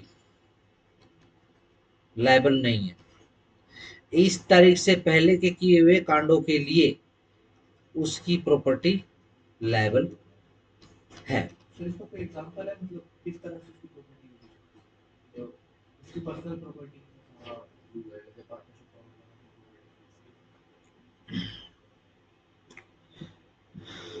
देखो जी, पार्टनरशिप फर्म है, पार्टनरशिप फर्म ने 10 साल काम किया, ठीक है, तो मार्केट से पैसा उठाया होगा, ठीक है ना, सिर्फ प्रॉपर्टी प्रॉपर्टी नहीं बनाई होगी, लाइबिलिटी भी बनाई होगी उसने, ठीक है ना। चलो जी, अब क्या है, 10 साल के बाद वाइंडिंग अप की प्रोसेस शुरू हो गया है, ठीक है जी, लिफ्टिंग ऑफ प्रो क्या बोलते हैं, लिफ्टिंग ऑफ वेल शुरू हो चुका है, ठीक है जी। अब सीधा सिंपल पता क्या लग रहा है, भाई 10 लाख की प्रॉपर्टी बनाई है, 20 लाख की लाइबिलिटी है, चलो 20 में से 10 घटा दिए, बाकी 10 कहां से आएंगे, पार्टनर से लिए, ठीक है ना, ऊपर से लाइबल, डन, आगे आगे। हाँ ये समझ में आ गया, लाइबिलिटी के विषय में बोल दिया। कौन सा 36, rights of outgoing partner to carrying on competing business, yes, outgoing partner है, बाहर जाने वाला पार्टनर है, क्या है उसका right, competing business, compete business, let's say यहाँ से मेरा पार्टनर जाके और वो कहीं दूसरा इंस्टीट्यूशन बना लेता, तो ये कंपीटिंग बिजनेस होता, ठीक है ना, सिंपल है। अगर वो जाके कुछ और हलवाई की दुकान खोल ले तो ध्यान रखना मेरे से कंपीटिंग बिजनेस नहीं उसका, ठीक है, चलो आगे आगे। Competing business, agreements in restraint of trade, yes, दोबारा से फिर वही बात आ गई, an outgoing partner may carry on a business competing with that of the firm and he may advertise such business but subject to contract to the contrary he may not, कर सकता है वो ऐसा काम, लेकिन सब्जेक्ट टू द कॉन्ट्रैक्ट यह क्या नहीं कर सकता है, यूज द फर्म नेम नहीं कर सकता, रिप्रेजेंट नहीं कर सकता खुद को as carrying on business of the firm, फिर से वही बात बात आ जाएगी, होल्डिंग आउट लग जाएगा नहीं तो, सोलिसिट नहीं कर सकता क्या, custom of persons who were, custom लिखा है कस्टमर्स लिखा है, कस्टम लिखा, custom of persons who were dealing with the firm before he ceased to be a partner, ठीक है जी, वो वाले उस रीति रिवाजों से काम नहीं कर सकता है, ठीक है जी, सिंपल है। अब अगेन मान लो सोम समोसा जो है बार अपना उसका कस्टम क्या है कि भैया ऐसे ही टोकन कटता है, ऐसे ही पीले पीले कलर के टोकन, ब्लू कलर के टोकन, रेड कलर के टोकन, ऐसे ऐसे कुछ कुछ है, ठीक है ना, टोकन कटते हैं, फिर एक वो डोना आता है, ठीक है जी, फिर पाउच में चटनी आती है, ठीक है जी, फिर अलग से है उसके जो गुलाब जामुन है, गुलाब जामुन तो गुलाब जामुन नहीं होते, ठीक है? और जो काले वाले होते हैं वो क्या होते हैं,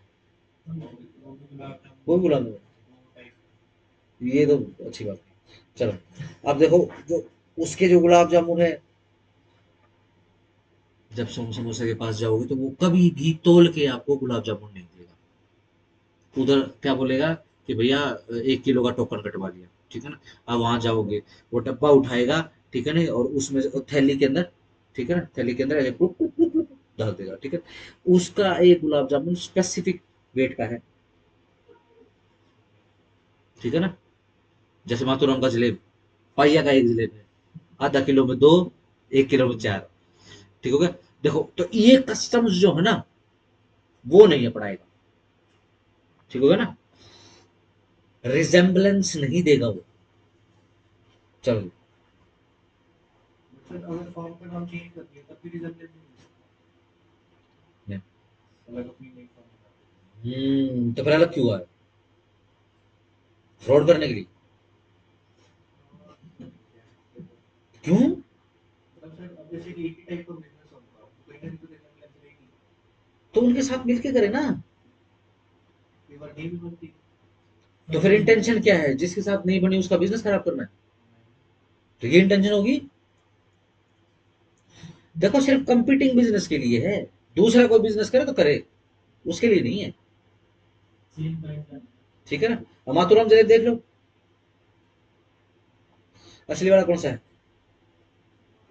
पुरानी मंडी में असली वाला तो यहाँ है ही नहीं, हाँ, वो आना में अंदर है, पुरानी पड़े अच्छा बड़ा सा चौक सा है वो, खुला चौक सा है, शिव चौक है ना, हाँ, वो तो बहुत सारी चीज बनाता है, वो तो मंगलवार प्रसाद खाया ना गुलदाने का, लाल जो होता है, ठीक है जी, क्यों शानदार, ठीक है जी, एक बार पता नहीं कहाँ गए हुए थे हम, वैष्णो देवी गया होगा मैं, ठीक है जी, जब आया था तो उस दिन मंगलवार था, ठीक है जी, अब वो क्या है वो प्रसाद दे लिया, ठीक है जी। और मैंने भी सोच लिया मगर भाई मैं घर पे जाके प्रसाद बांटूंगा, रास्ते में खत्म होगा। ठीक है। जलेब, जलेबियाँ, ठीक है जी। और ये जो जलेब का जो बैटर है ना, उससे भी कई प्रकार के, जैसे वो जो है ना बुलदाना जैसे बनाया, तो जलेब के बैटर का है वो, अच्छा मोटा होता है, बड़ा क्रिस्पी होता है वो, बहुत क्रिस्पी होता है। और जलेब से तो बहुत बढ़िया लगता है वो। ठीक है ना। लोग क्या करते हैं ऐसे उसको किलो किलो लेके रखते हैं। ठीक है जी। दूध का गिलास लिया ठंडा, फटाक से मारा उसको, टक टक टक टक। ठीक है ना। ये जो अड्डे पे है, ये कोई भी वो गुलदाना नहीं बनाता। ये जो अपना ऐसे मुड़ते हैं ना, एक वो संसद भवन बना रखा है उसके पुराना। ठीक हो गया। सही। इसमें से जो सबसे ऑथेंटिक है, ठीक है ना, उसकी उसकी उसकी शायद सबसे छोटी दुकान है। अरोड़ा स्वीट्स हाँ, का एक गली है। ठीक है ना। वो जलेबी इस तरफ देता है, इस तरफ वाली उस तरफ वाली दुकान में जलेबी देगा, और एक गली अंदर जा रही है, इस तरफ जो है वो पकोड़े देता है। पकौड़े देता है, अरोड़ा स्वीट्स, हाँ। अरोड़ा अग्रवाल। अग्रवाल स्वीट्स। अग्रवाल ना। हाँ। 1925 करके कुछ ऐसे उसका रजिस्ट्रेशन नंबर लिखा होगा। ठीक है ना। ना भाई गुआने वाले नहीं लेते। एक एक और थी, एक पता नहीं कौन थी। उसकी उसकी उसकी तो शादी होगी। एक छोटी सी नहीं वो आती थी, वो गुड़िया थी वो। ना ना ना ना, सोनिया, बीएमयू वाली। ठीक है। उसके तो पापा यही काम करते थे। ठीक है ना। उसने डब्बा नहीं दिखा दिया एक भी। उसे नहीं दिखा दिया। और जब सेल्स ऑफ गुड्स एक्ट आया, मैं खूब ताने मारता, खूब ताने मारता। ठीक है। अब वो जैसे ही अब वो sales of goods goods act आएगा, मैं ले दे के वो हलवाई वाले ताने मारूंगा। ठीक है जी। और वो जब भी हलवाई वाले नीचे मुंह करके बैठ जाए, ठीक है, और फिर मैं यूं भी कहता मैं आपको कुछ नहीं कह रहा हूँ। ठीक है? पर भाई साहब, उसने ना मतलब मिठाई तो छोड़ दो, मिठाई के डब्बे की खुशबू तक नहीं सुनाई। ठीक है ना। एक कार्ड दे के चली गई कि मेरी शादी है, उस दिन भी मिठाई का डब्बा नहीं। ठीक है ना। बट बहुत बहुत सिंसियर थी वो बच्ची ना, बहुत सिंसियर थी बेचारी, टेंशन में रहती थी। सर सर मेरा क्या होगा, होगा क्या, वो शादी होगी। मैं तो ये अपने हस्बैंड को देख जरा, हस्बैंड भी शायद एडवोकेट है उसका। I don't care। जज है। अच्छा जज्जर है, मगर जज है, झज्जर है, झज्जर, झाझर झाझर। मेरा बॉस बोलता है, मैं अपनी बहन की शादी का कार्ड लेके गया, मिठाई लेके गया, अब वही दिल्ली में तो वो बताया ना 24 लाख तो सिर्फ रेंट रेंट आता था उसका।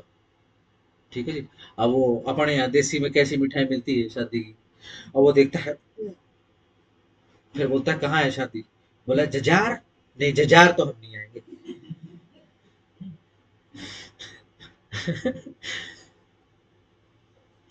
चलो। ए दो दो में क्या लिखा है, ए पार्टनर में make an agreement with his partner, एक पार्टनर जो है एग्रीमेंट कर सकता है दूसरे पार्टनर्स के साथ, दैट के on ceasing to be partner, कि जब वो पार्टनर नहीं रहेगा, he will not carry on any business similar to that of the firm, मैं सिमिलर जो तुम्हारा जो अपना ये जो धंधा है ना, इससे मिलता जुलता धंधा नहीं नहीं करूंगा, with in specified period, specified period के दौरान, मैं अगले 5 साल तक मैं रोहतक में समोसे ही नहीं बेचूंगा, और with specified local limits, Rohtak में 5 किलोमीटर 10 किलोमीटर, ठीक है ना, इस हिसाब से, and notwithstanding anything contain in section 27 of Indian contract act, और सेक्शन 27 इंडियन कॉन्ट्रैक्ट एक्ट में ऐसा कुछ भी नहीं लिखा है कि such agreement shall be valid, कि उस एग्रीमेंट वैलिड हो जाएगा if the restrictions imposed are reasonable. ठीक है जी। कि जो ये जो रिस्ट्रिक्शन है इम्पोज करी हुई, ये रीजनेबल करी हुई है, एनीथिंग कंटेन सच एग्रीमेंट। हाँ, कोई फर्क नहीं पड़ता कि सेक्शन 27 इंडियन कॉन्ट्रैक्ट में क्या लिखा है, जो भी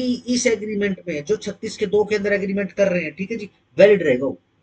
बट ध्यान रखना, जो कंडीशन लग रही है वो रीजनेबल हो। ठीक है ना। अब वो बाहर निकलते वही बिजनेस नहीं करेगा। ठीक है ना। अगर हम चाहें, लेट्स से हम पार्टनर हैं, ठीक है ना, और हेमू जा रहा है, ठीक है ना, हमको पता है इसकी इंटेंशन क्या है, तो हम इसको बोलेंगे अगले 10 साल तक रीजनेबल।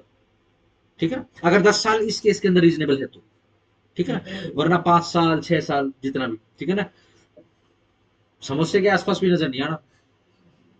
ठीक है ना। ठीक है ना। कार्टून आता है एक समोसा भैया, वो भी नहीं देखना। समोसा भी आता है। मोटू पतलू हो। अरे नहीं, समोसा भैया कार्टून आता है, ठीक है ना। हाँ, छोटे छोटे बच्चों का ही। बड़ा फनी सा हो, मतलब थोड़ा ही मेरी जितनी उम्र का भी दे सकता है, ठीक है ना। उसमें एक समोसा भैया होता है, एक जलेबी दीदी होती है उसके अंदर, एक वो गुजराती, क्या होता है गुजराती, वो खाते हो येलो येलो, ढोकला, ढोकला भैया, ठीक है जी। और उनका पता नहीं कौन सा नगर होता है, उसका एक राजा होता है, वो मिल्क शेक होता है। ठीक है, ठीक। बड़ा कार्टून, वो बेचारा समोसा जो है ना, वो सारा दिन रोता रहता है। चलो जी, ठीक होगा। रीजनेबल रिस्ट्रिक्शन है, ठीक है जी, वो लगाई जा सकती है। अगर कोई एग्रीमेंट नहीं है, ठीक है ना, तो ध्यान रखना, नहीं रोक पाएंगे, क्योंकि क्या लिखा है, subject to the contract to the contrary, ठीक है ना। मान लो लेट से ऐसा कॉन्ट्रैक्ट है, लेट से अब सोम समोसे के क्या है कि वो बिखर गए बच्चे उसके, ठीक है ना, सिंपल हो गया। अब वो क्या है, रोहतक के अंदर 4 दुकान है सोम के नाम से ही है, जैसे कि गुलाब रेवड़ी, ठीक है ना, मेन तो वहां है ना।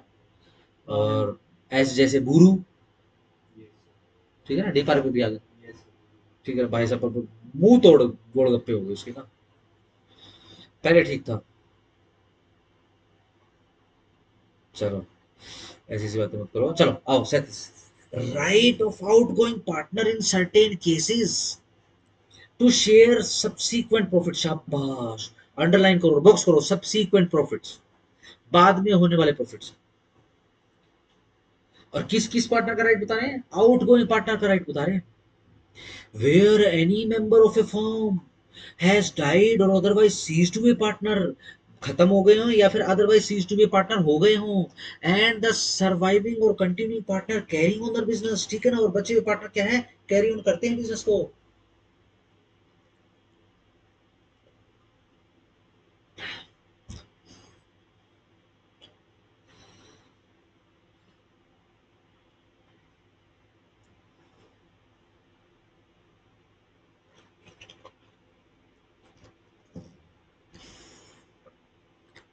हाँ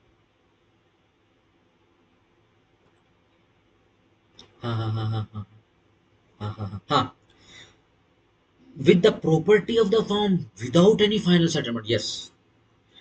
पार्टनर खत्म हो गया है या फिर वो अभी पार्टनर नहीं रहा है, ठीक है जी, पार्टनरशिप फर्म का धंधा कंटिन्यू है, ठीक है जी। और कैसे कंटिन्यू है, ठीक है जी, जो भी उनके बीच में जो फाइनल सेटलमेंट होनी चाहिए थी वो नहीं हुई है, तो ऑब्वियसली तो शेयर इन प्रॉफिट तो मिलेगा। क्यों, क्योंकि जो आउटगोइंग पार्टनर है या जो डिसीज पार्टनर है या फिर रिटायरिंग पार्टनर है, उसकी तो प्रॉफिट्स लगे हुए हैं, उसकी तो प्रॉपर्टी काम करने में लगी हुई है, as between them and the outgoing partner or his estate, ठीक है जी, अंडरलाइन उसकी स्टेट को भी अंडरलाइन करना। Then in the absence of a contract to the contrary, yes, यहाँ पर भी ये आ गया है, कॉन्ट्रैक्ट टू द कॉन्ट्रेरी अगर ऐसा है, उसकी एब्सेंस होनी चाहिए, द आउटगोइंग पार्टनर या फिर उसकी एस्टेट वो एंटाइटल हो जाएगी at the option of himself और उसके रिप्रेजेंटेटिव को टू सच शेयर, वो वाला share of the profits made since he cease to be a partner, as may be attributable, जितना एट्रीब्यूट किया जा सकता है, to the use of his share, उसका शेयर यूज करते हुए, of the property of the firm or to interest at the rate of 6% per annum, underline करो। वो चीज तो मिलेगी ही मिलेगी, वो प्रॉफिट तो मिलेगा ही मिलेगा, प्लस में 6% पर एनम इंटरेस्ट भी मिलेगा on the amount of share in the property of the firm, किस पर मिलेगा, जो प्रॉपर्टी उसकी वहां पर है उसके ऊपर 6% पर एनम मिलेगा, प्रॉफिट प्लस जो बिना सेटलमेंट के प्रॉफिट वहां पर, सॉरी प्रॉपर्टी वहां पर पड़ी हुई उसका 6%, इसकी प्रॉपर्टी आउटपुट। ध्यान रखना, फर्म की प्रॉपर्टी फर्म की प्रॉपर्टी, पार्टनर्स की प्रॉपर्टी पार्टनर की प्रॉपर्टी, ध्यान रखना, individually partners are partners, collectively they are partnership firm, ठीक है। बट इसका मतलब ये नहीं है कि इंडिविजुअली उनके अलग अलग प्लाट है और कलेक्टिवली उनका एक एकड़ है, ऐसा नहीं है। वो तो फर्म के नाम पे होगी ना।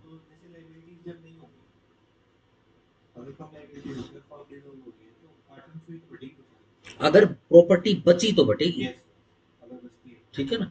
तो पहले तो फर्म का सारा हिसाब किताब किया जाएगा, उसके बाद बचेगी, ठीक है ना। हाँ, आप ये सवाल पूछ सकते हो कि भाई आप देखो उसकी प्रॉपर्टी बच गई, उसके अंदर उस प्रॉपर्टी, वही तो उसी प्रॉपर्टी का जिक्र है। ठीक हो गया, सिंपल। बट ध्यान रखना, यह प्रॉपर्टी आप आज नहीं गिनोगे, तो फॉर्म भी जरूर होगा। तभी गिनी जाएगी। ध्यान रखना, सिर्फ वो शकरकंदी में सिर्फ शक्कर शकरकंदी होती है, सर गंदी भी होती है। उस टाइम पे फिर वो लाइन हो जाएगा क्या से? पहले मतलब फॉर्म छोड़ चुका है। बढ़िया ना, अगर छोड़ देगा तो फाइनल सेटलमेंट कर लेना अपनी, इसीलिए फाइनल सेटलमेंट है, इसीलिए आपको बताया कि कोई बंदा आए कोई बंदा जाए, रिकॉन्स्टिट्यूशन ऑफ फर्म होगा, बढ़िया रहेगा अगर करवा लेगा तो।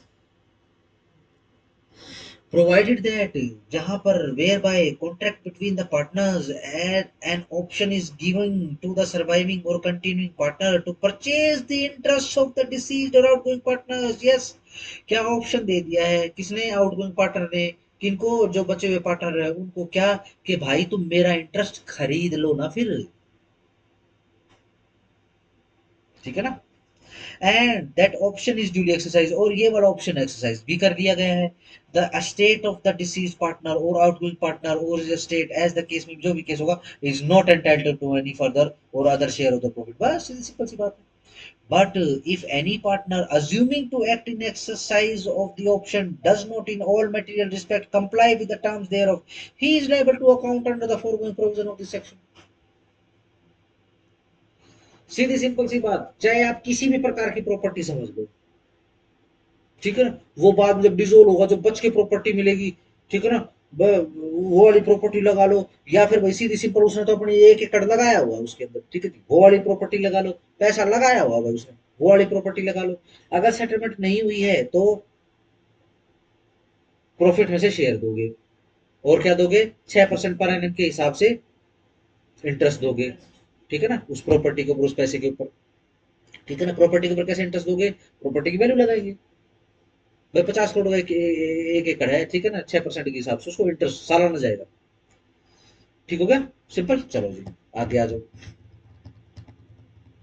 और नीचे क्या बता दिया, देखो जी, ऐसा भी हो सकता है कि जो आउटगोइंग पार्टनर है और जो बचे हुए पार्टनर हैं उनके बीच में एक एग्रीमेंट हो जाए, और उस एग्रीमेंट के थ्रू क्या है, ऑप्शन आ जाए कि भाई ऐसा करते हैं, भाई हम तेरा इंटरेस्ट खरीद लेते हैं, ठीक है ना। अब भाई इस पार्टनरशिप फर्म को उखाड़ के इस गोडाउन को या फिर इस फैक्ट्री को कहीं और थोड़े लेके जाएंगे, ठीक है ना। कितने का लगा हुआ है, 50 करोड़ का लगा हुआ है, कि ले भाई खरीद ले, खरीद लो। अगर खरीद लिया गया है, ड्यूली एक्सरसाइज हो गया है, तो कोई एंटाइटलशिप नहीं है अब आउटगोइंग पार्टनर। अगर ऐसा एग्रीमेंट ऑप्ट कर लिया गया है, ऐसा ऑप्शन ऑप्ट कर लिया गया है, लेकिन ड्यूली एक्सरसाइज नहीं किया गया है, यानी पार्टनरशिप हमने ये तो बोल दिया चलो ठीक है खरीद लेंगे, लेकिन अरे भाई पैसे दे दे, पैसे दे नहीं रहे, कोई बात नहीं, ड्यूली कंप्लाई नहीं हुआ है तो फिर एंटाइटल है वो आउटगोइंग पार्टनर कि उसको अभी भी दिया जाए, ठीक हो गया। चलो 38, revocation of continuing guarantee by change in firm. Yes, revoke करना, क्या कंटिन्यूइंग गारंटी, एक continuing guarantee given to a firm, ठीक है जी, और टू ए थर्ड पार्टी, दी जाती दोनों को, फॉर्म को भी और थर्ड पार्टी को भी, in respect of the transaction of a firm, जो भी ट्रांजैक्शन है, क्रियाकलाप है फॉर्म का, is in the absence of an agreement, जब एग्रीमेंट की एब्सेंस रहेगी, टू द कॉन्ट्रेरी, किसी कॉन्ट्रेरी विषय वस्तु के लिए, revoked as to future transactions from the date of any change in the constitution of the firm। yes, कोई partner आए कोई पार्टनर जाए, जो भी कंटिन्यूइंग गारंटी है, जब तक रिकॉन्स्टिट्यूशन ऑफ द फर्म नहीं हो जाता तब तक के लिए बंद हो जाएगी, ठीक है ना, रिवोक हो जाएगी। नई पार्टनरशिप फॉर्म एग्जिस्टेंस में आएगी और उस कंटिन्यूइंग गारंटी को जो रिवोक होकर रखी उसको दोबारा से कंटिन्यू करेगी। क्या होती है कंटिन्यूइंग गारंटी, कि देखो, अब देखो सीधी सिंपल सी बात है, लेट्स से मैं एक पार्टनरशिप फॉर्म हूँ, ठीक है, और हम प्रोडक्शन का फाइनेंस का काम करते हैं।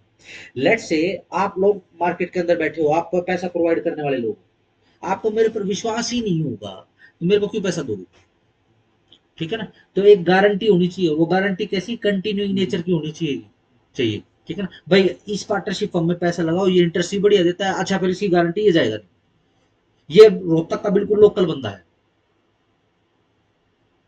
ठीक हो गया भाई। इसका गांव भी रोहतक में है। नया गांव होया करता रोहतक में, तो बढ़ गया वो, या फिर बोर हो गया या फिर खेड़ी हो गया, इस हिसाब का बंदा है, ठीक है ना, सिंपल, गारंटी भाई। तो भी ध्यान रखना, अगर ऐसी फर्म के अंदर कोई बंदा आ रहा है जा रहा है तो रिकॉन्स्टिट्यूट होगी फर्म, उसके बाद ये कंटिन्यू गारंटी जो रुक चुकी थी इसको शुरू किया जाएगा दोबारा से, ठीक है ना।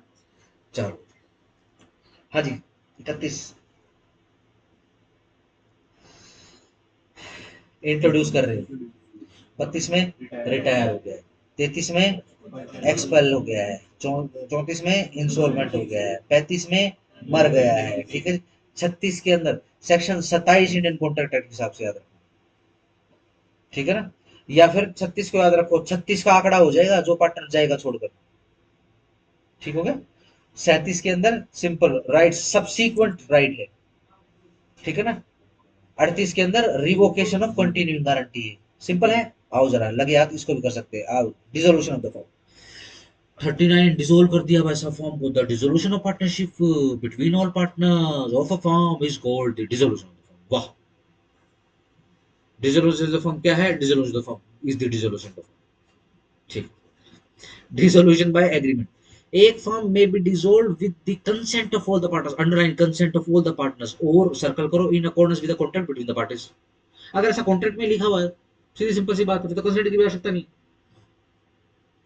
41 कंपल्सरी डिसोल्यूशन, स्टार लगा लेना। A firm is dissolved by the adjudication of all the partners or of all the partners but one as insolvent, yes, या तो सारे के सारे पार्टनर को इंसॉल्वेंट एडजस्ट करवा दो या फिर किसी एक को, ठीक है ना।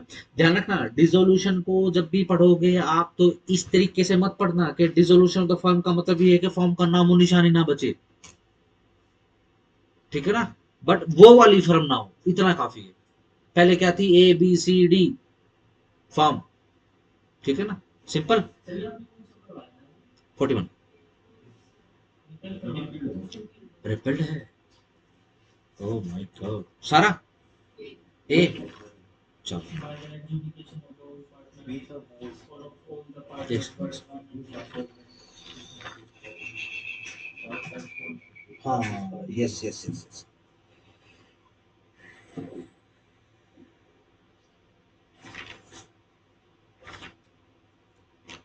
ठीक है, चलो बी पढ़ते हैं। बाय द हैपनिंग ऑफ, कोई भी घटना विच मेक्स इट अनलॉफुल, के जो उसको अनलॉफुल बना दे उस बिजनेस को, ऑफ द फर्म के, टू बी कैरिड ऑन और for the partners to carry it on in partnership, ठीक है, कोई ऐसी घटना हो जाए, ठीक है जी, सिंपल। जैसे सरहद के उस पार हमारी पार्टनरशिप चल रही थी, ठीक है जी, उनके लोगों ने कुछ बकवास करी, ठीक है जी, हमने उनकी मांग भर दी, ठीक है ना, ऑपरेशन सिंदूर में, ठीक है जी। तो अब इवेंट ऐसा हो गया है कि अब कैसा हो गया, अनलॉफुल हो गया ये, ठीक है ना, सिंपल। चलो, है ना, वो उसका भी आया हुआ ना, कौन है वो, कावा कावा कावा कौन है जिसने वो पाकिस्तानी, वो जो है ना वो सबसे ज्यादा ड्रामे पेलता क्रिकेटर इनका, वो यूं यूं करके ऐसे ऐसे करता था, एक है वो मदबूती जाए, बॉलर हाँ बोल रहे हो, है। हाँ, ये आ जाते हैं बिंदी लिपस्टिक लगा के ऐसे कट लगा के आ जाते अच्छा हैं, हैदराबाद ने खरीदी है। हाँ, बट वो आईपीएल नहीं हो रहा है, वो यूके में कुछ हो रहा है वो, ठीक है। अब वो जिस लड़की ने किया है वो इंडियन कंपनी है, हैदराबाद हैदराबाद बेस्ड कंपनी है वो, ठीक है जी।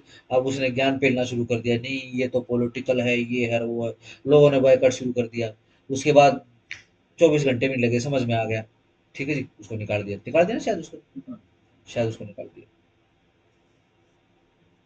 तो ये जो कंपनी स्कैम्स करते हैं, हाँ जैसे कंपनी डिसोल्व कर देते हैं लॉस दिखा के, हाँ।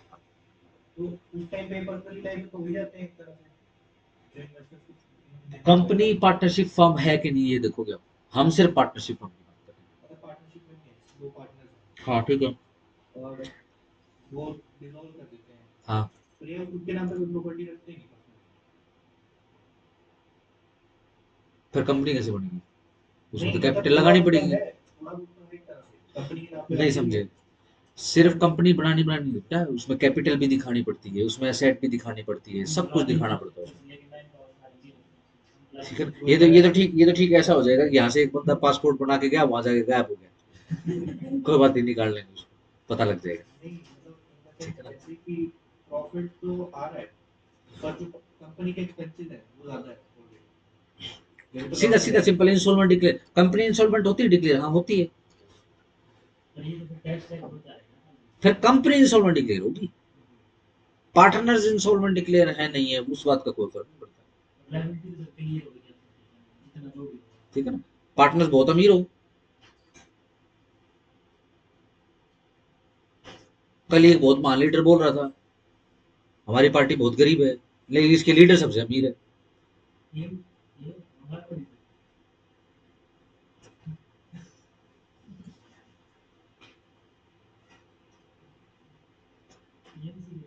ना, ना, वो देख लेना। ठीक है।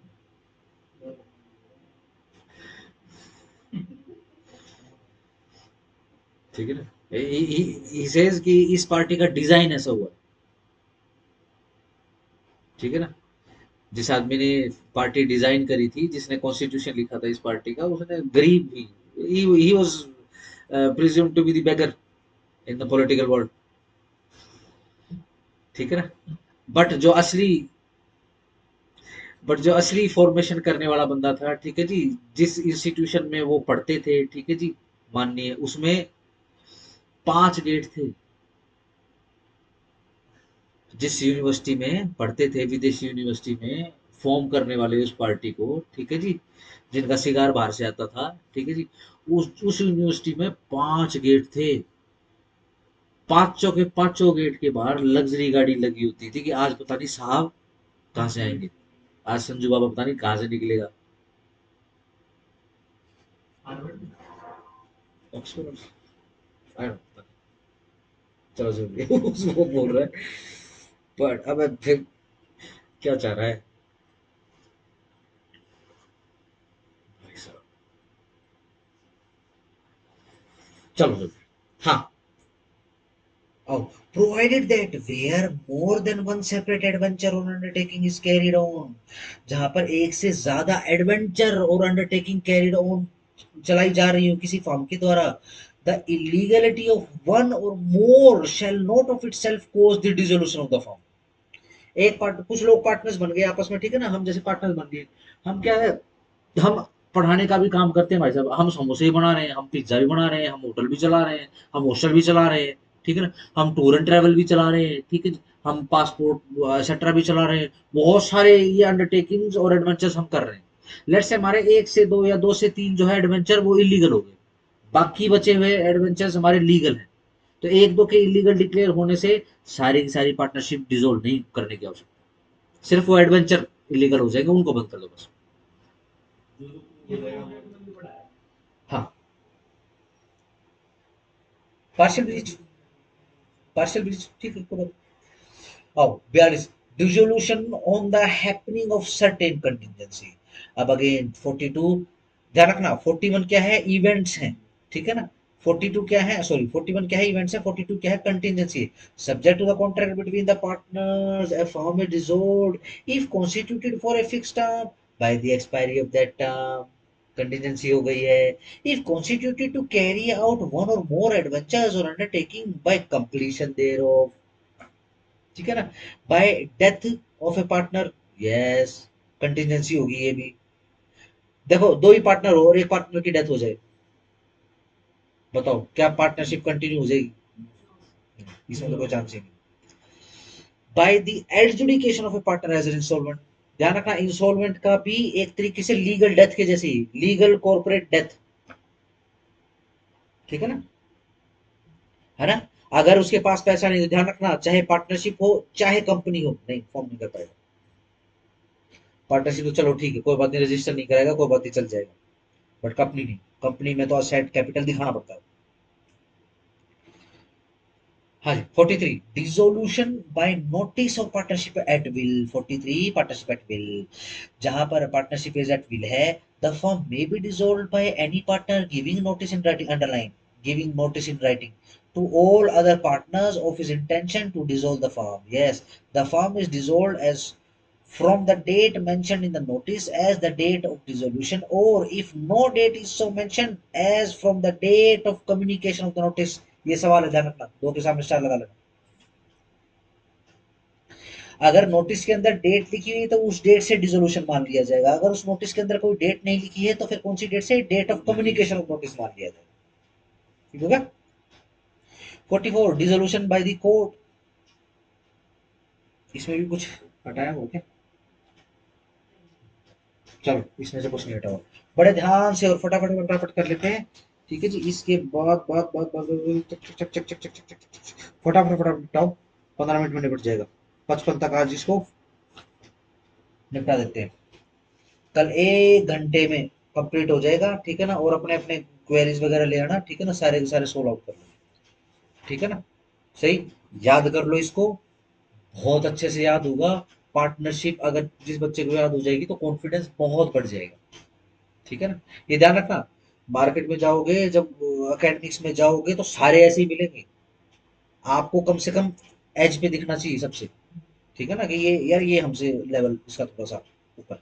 ठीक है ना, चलो। At the suit of a partner the court may dissolve a firm on any of the following grounds, namely, yes, 44,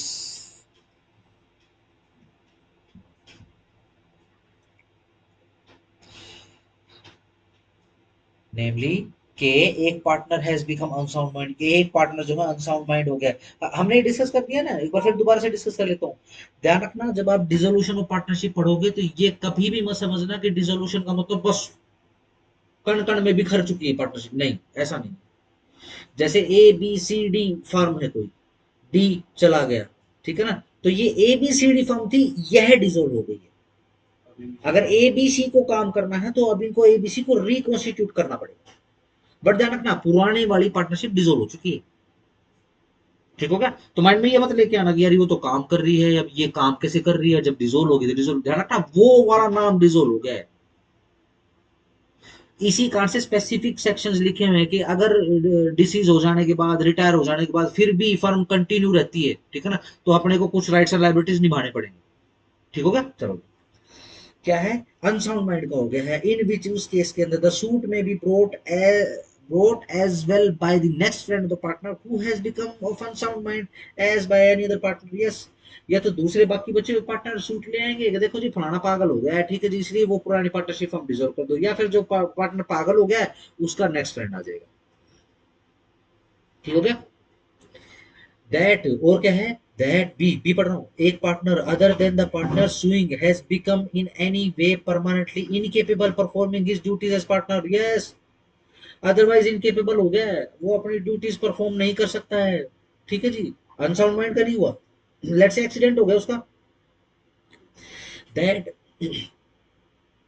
a partner other than the partner suing is guilty of conduct which is likely to affect prejudicially the carrying on the business regard being had to the nature of the business. Yes, कुछ ऐसा कर्मकांड कर दिया गया है उस बंदे के द्वारा जिसको हटाने की मांग करी जा रही है कोर्ट में केस डालकर, ठीक है जी, जिससे प्रेजुडाइसली अफेक्ट हो गया है धंधा।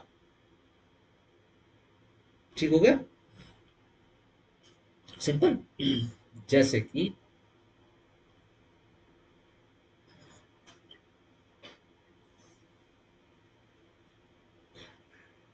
अमेरिका में ना, बेसिकली जैसे नई नई नई नई कंपनियां बनती रहती हैं, ठीक है ना, आजकल जो अपनी जो बॉलीवुड की फेक सेलिब्रिटीज हैं उन्होंने भी शुरू किया कर दिया है। ठीक है ना, सही, 99% तो ये फेल हो जाते हैं। ठीक है ना, अपनी क्रीम क्रूम लॉन्च करते हैं, क्रीम, डिओड्रेंट, ठीक है ना, आजकल नया धंधा आ गया, नई नई बोतलें बाटलियां लेके आ जाते हैं, ठीक है ना, दारू बनाने लग जाते हैं। ठीक है जी, चलो जी, ऐसी ही अमेरिका के अंदर एक क्रीम आई हुई है, कैसी, skin cream, anti ageing cream. ठीक है ना, अब उसका रिजल्ट दिखाई दिया, रिजल्ट बहुत शानदार था, ठीक है जी, रिजल्ट शानदार था, लोगों ने खरीद दी भाई। अब खरीदने के बाद जो है, ठीक है जी, लोग उसकी गहराइयों में पहुंचते हैं क्योंकि कई लोग पहले से ही पीछे लगे हुए थे। तो उसके अंदर ह्यूमन लाइव टिश्यूज मिलते हैं, उसके अंदर स्किन टिश्यूज मिलते हैं उसके अंदर। सोचो कैसे आएंगे।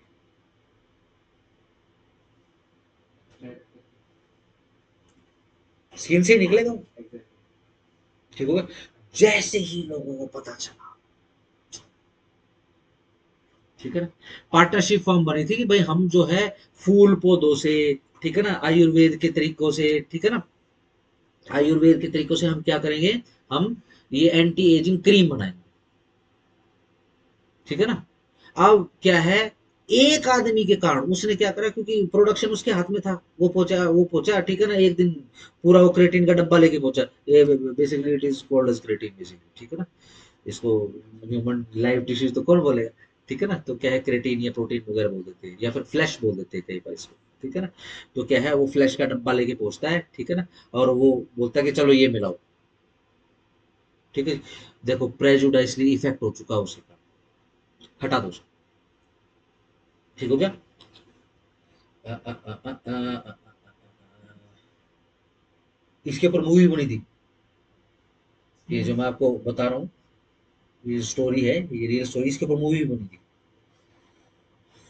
ऐसी सुपर, कोई सुपर, पता नहीं शायद कैटमैन, कैटमैन तो नहीं, कैट वुमन है ना।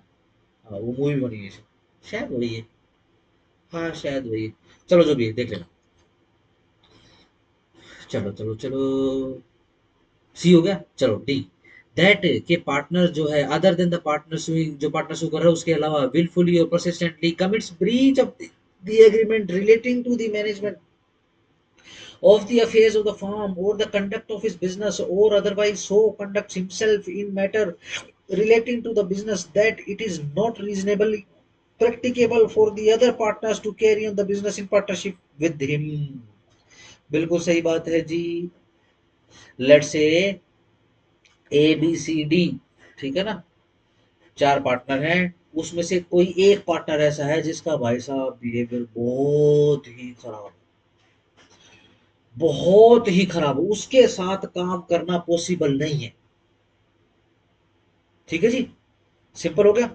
और वो किस लिए खराब है, क्योंकि बार बार वो कमिट करता है क्या, breach of agreement related to the management of the affairs, ठीक है ना, सिंपल, सिंपल। क्या करता है मैनेजमेंट, हाँ वो जो अपनी जो लेबर क्लास है या फिर जो मैनेजर है उसी के साथ लड़ता रहता है, एक मैनेजर को एक हफ्ते से ज्यादा टिकने नहीं देता, ठीक, उसको निकाल। ई, that a partner other than the partner suing has in any way transferred the whole of his conduct in the firm to a third party, or has allowed his share to be charged under the provision of rule 49 of order 21 of the first schedule। छोड़ दो बस इतना याद रखना, ई के अंदर 49 है, क्या है वैसे। फॉर्म के फॉर्मेट में। हाँ ये बेसिकली 50 भी, ऑर्डर 21 का रूल 50 भी और 49 भी, दोनों पार्टनरशिप के लिए, ठीक है ना, इसलिए 50-50 की पार्टनरशिप के हिसाब से आपको याद करवाता है। F, that the vision of the firm cannot be carried on save at loss, ठीक है जी। तो फिर जानबूझकर नुकसान उठाने का क्या फायदा है, ठीक है ना। केस डालो कोर्ट के अंदर, ठीक है जी, डिसॉल्व कराओ on any ground which renders it just and equitable that the firm should be dissolve, ठीक है जी। या फिर इसके अलावा जी रेज्यूडरी ग्राउंड है, ठीक है ना, क्या है कि भाई जस्ट और इक्विटेबल रहेगा, अच्छा तो ये रहेगा भाई इसको हम डिसॉल्व कर दें, ठीक हो गया। चलो 45, liability for acts of partners done after dissolution, yes, dissolution के बाद अगर पार्टनर कोई काम करते हैं तो liability क्या रहेगी, notwithstanding the dissolution of the firm the partners continue to be liable as such to third parties for any act done by any of them which would have been an act of the firm if done before the dissolution until public notice is given of the dissolution। yes सीधी simple सी बात है, जब तक public notice नहीं आएगा dissolution तक का, तब तक के लिए लायबल रहेंगे। Provided that the estate of the partners who dies, यह बता दिया जाता है जो पार्टनर मर गया है उसकी एस्टेट, और हु हैज एडजुडिकेटेड एन इंसॉल्वेंट, अगर कोई इंसॉल्वेंट डिक्लेयर हो गया तो उसकी प्रॉपर्टी, उसकी एस्टेट, या फिर उस पार्टनर की जो not having been known to the partners dealing with the firm to be a partner, जो बेसिकली ऑलरेडी पार्टनर था, retires from the firm, retire हो जाते हैं, is not liable under this section, वो इस सेक्शन के अंदर लायबल नहीं होंगे for acts done after the date on which he ceases to be a partner, कब के बाद, जिस डेट से वो ceases to be a partner रह जाएंगे। ठीक है जी।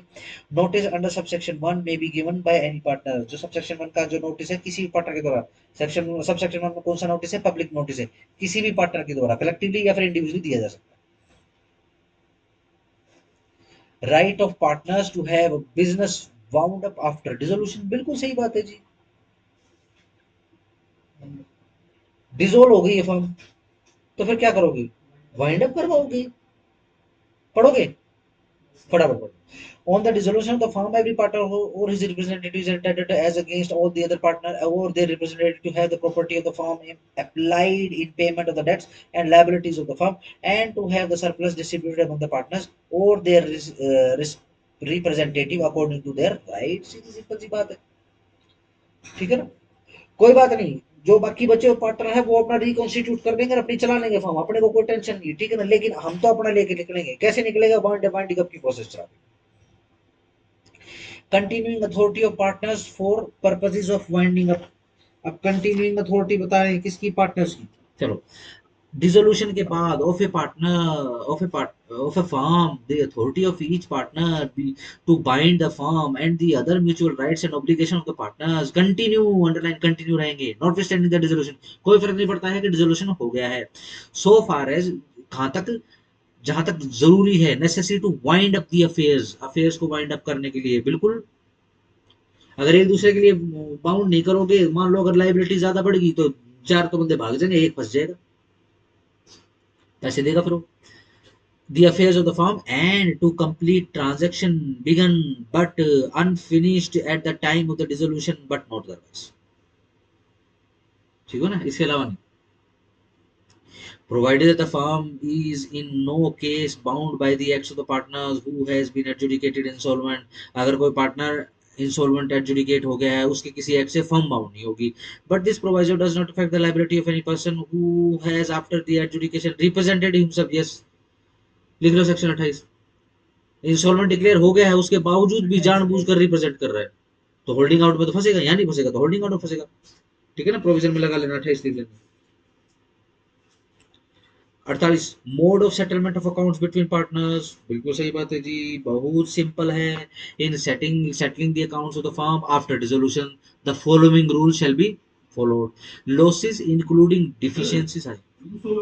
होगा वो, उसकी एजुकेशन तो डिग्री तो आई है ना, हाँ डिग्री लगना किसी है, बिल्कुल, तो उसको होल्डिंग आउट कैसे मिलेगा। बट अगेन ये ध्यान रखना कि जनता की जिम्मेदारी थोड़ी ना है, ठीक है ना, वो तो अपने आप को रिप्रेजेंट कर रहा है। 28 की तो लैंग्वेज में आना है बस आपको,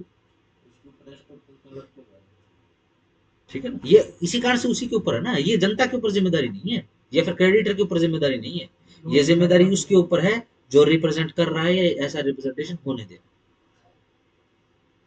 ठीक हो क्या, सिंपल। इसी कारण से तो प्रोवाइजो डाला है, इसी कारण से तो एक्सेप्शन में डाला है, इसलिए सेट से बाउंड हो जाएगी, वो बाउंड रहेगा, पर्सनली हो ना, पर्सनली बाउंड रहेगा। लेकिन क्या है, अगर उसने, अब ध्यान रखना, फंड किसको मिलेंगे, फर्म को मिलेंगे, ठीक हो गया ना, हाँ फर्म। और अगर हम उसको सेक्शन 47 के साथ में पढ़ेंगे तो होल्डिंग आउट के जरिए एक तरीके से फर्म भी उसको जो है वो करेगी, बेसिकली इंडेमनीफाई करेगी, क्योंकि फर्म के लिए काम करती है उसको, ठीक होगा ना। ऐसा नहीं होगा कि पैसा फर्म ले लेगी और वो पर्सनल लायबल हो जाए, ऐसा नहीं। हाँ जी, अब देखो सेटलमेंट हो रही है कब, डिसोल्यूशन के बाद, तो क्या होगा, सबसे पहले losses including deficiency of capital shall be paid first, जितने नुकसान हैं, ठीक है ना, जितने की कमियां हैं, डिफिशियंसीज कमियां हैं, सबसे पहले वो पे करी जाएंगी। ऐसा नहीं है कि सबसे पहले हिसाब किताब लगाया भाई कितने 100 करोड़ की फर्म है, 100 करोड़ कितने पार्टनर है भाई, 4 पार्टनर है तो 25-25 करोड़ बांट दिए, नहीं। सबसे पहले आपको इवेल्युएट कराना पड़ेगा कि भाई कितने की फर्म है, 100 करोड़ की नहीं है, 100 करोड़ की तो थी ही, आप तो जब वाइंडिंग अप करेंगे, जब लिफ्टिंग ऑफ वेल करेंगे तब पता लगेगा, ठीक है ना। बहुत सारे लॉसेस निकल कर आ गए, बहुत सारी डिफिशियंसीज निकल कर आ गई, किसमें, पूंजी में। शेल बी पेड फर्स्ट, सबसे पहले वो पे करी जाएंगी, कैसे, आउट ऑफ प्रॉफिट, प्रॉफिट से। नेक्स्ट आउट ऑफ कैपिटल, फिर कहां से, फिर कैपिटल से। एंड लास्टली उसके बाद इफ नेसेसरी, अगर जरूरी है तो, by the partners individually. Let's say नहीं पे हुई, लेट्स से नहीं पे हुई है, ना प्रॉफिट से पे हो रही है ना कैपिटल से पे हो रही है, तो फिर कैसे पे करेंगे, इंडिविजुअली पे करेंगे। बट ध्यान रखना, अगर 25-25% के लिए लायबल है तो, और मान लो एक 1 करोड़ रुपया देना है तो 25-25 लाख देंगे, बराबर देंगे, by the partners individually in the proportion, उस proportion में in which they were entitled to share profit, उसी proportion में जिसके अंदर वो profit के लिए liable थे। The assets of the firm including any sums contributed by the partners to make up deficiencies of capital shall be applied in the following manner and order। ठीक है जी। अब ये जो asset है किसकी, firm की, ठीक है ना, और ये जो पैसा है, amount है जो contributed between the partners हो गया है, ठीक है जी, किस तरीके से अप्लाई किया जाएगा। सबसे पहले ध्यान रखना, इसी ऑर्डर में याद करोगे, इन पेइंग द डेट, सबसे पहले उधार चुकाया जाएगा, ठीक हो गया, of the firm to the third parties. उसके बाद in paying of each partner rateably what is due to him from the firm for advances as distinguished from capital, capital के अलावा कोई डिस्टिंग्विश्ड एडवांसेस हैं उनको पे किया जाएगा। In paying to each partner rateably what is due to him on account of capital, उसके बाद जिस हिसाब से पार्टनर ने लगाया था फर्म के अंदर, उस हिसाब से पार्टनर्स को दिया जाएगा तीसरे नंबर पे। और उसके बाद जो बचेगा, द रिजाइडिंग इफ एनी, अगर कुछ बचता है तो, shall be divided among the partners in the proportion in which they were entitled to share profit. ये है जो उनको एक्स्ट्रा मिलेगा। ये 3 एक्सरसाइज करने के बाद ये चौथी एक्सरसाइज है, ध्यान रखना इसी ऑर्डर में याद करोगे।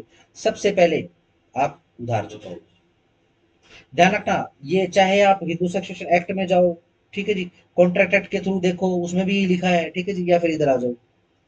सबसे पहले तो जो क्रेडिटर्स हैं उनका पैसा चुकाया जाएगा, ठीक हो गया। फिर जो है लायबिलिटीज अदर डिफिशियंसीज हैं उनको पूरा किया जाएगा। फिर जो है, जो अगर मान लो उसके इन्वेस्टर्स हैं उनको दिया जाएगा, ठीक है ना। उसके बाद जो बच जाएगा वो फिर सरप्लस बोलते हैं जिसको, बेसिक, ठीक है ना, वो बांट दिया जाएगा। 49 payment of firm debts and separate debts, जहां पर joint debts due from the firm है और साथ साथ में ऑल्सो सेपरेट डेट्स भी हैं ड्यू फ्रॉम एनी पार्टनर, किसी पार्टनर के भी आप पे, the property of the firm shall be applied in first instance in the payment of the debts of the firm. ठीक है जी। देखो 49 में क्या कह रहे हैं,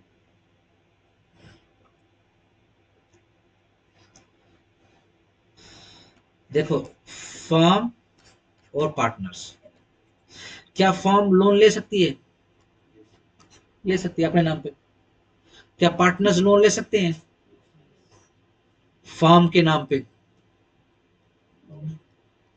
फर्म के लिए, यस, ठीक है ना। लेट्स से दोनों प्रकार के क्रेडिट उठाए हुए हैं पार्टनर ने, ठीक है ना।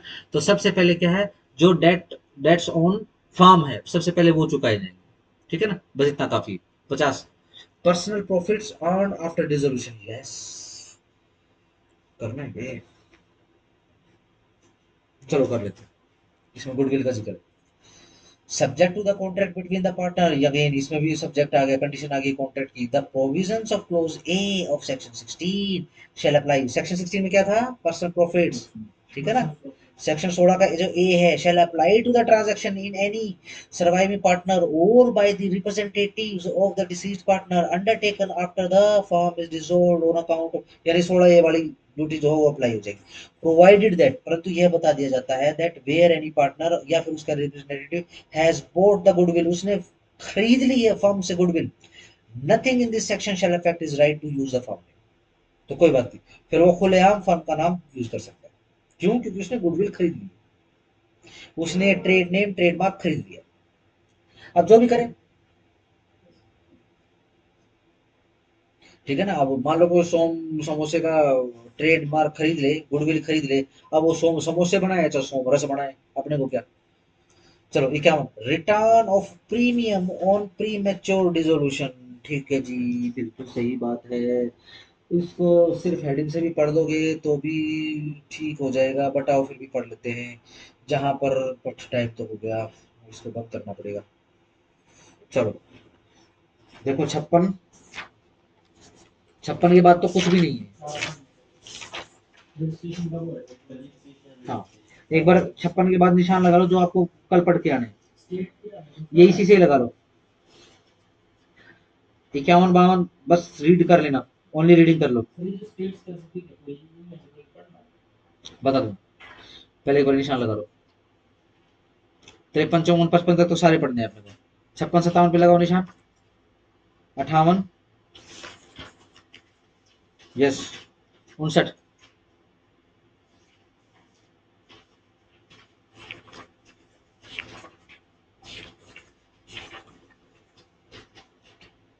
62 only heading, 63 only heading, 65 only heading, 66 पढ़ना है, 67 68 69, 69 तो छोड़ना ही नहीं। 70 70 only heading, 72 सिंपल रीडिंग। ठीक है, मेरे हिसाब से तो आधे पौने घंटे में निपट जाएगा कल। हाँ यहाँ से निकल देते हैं इसको।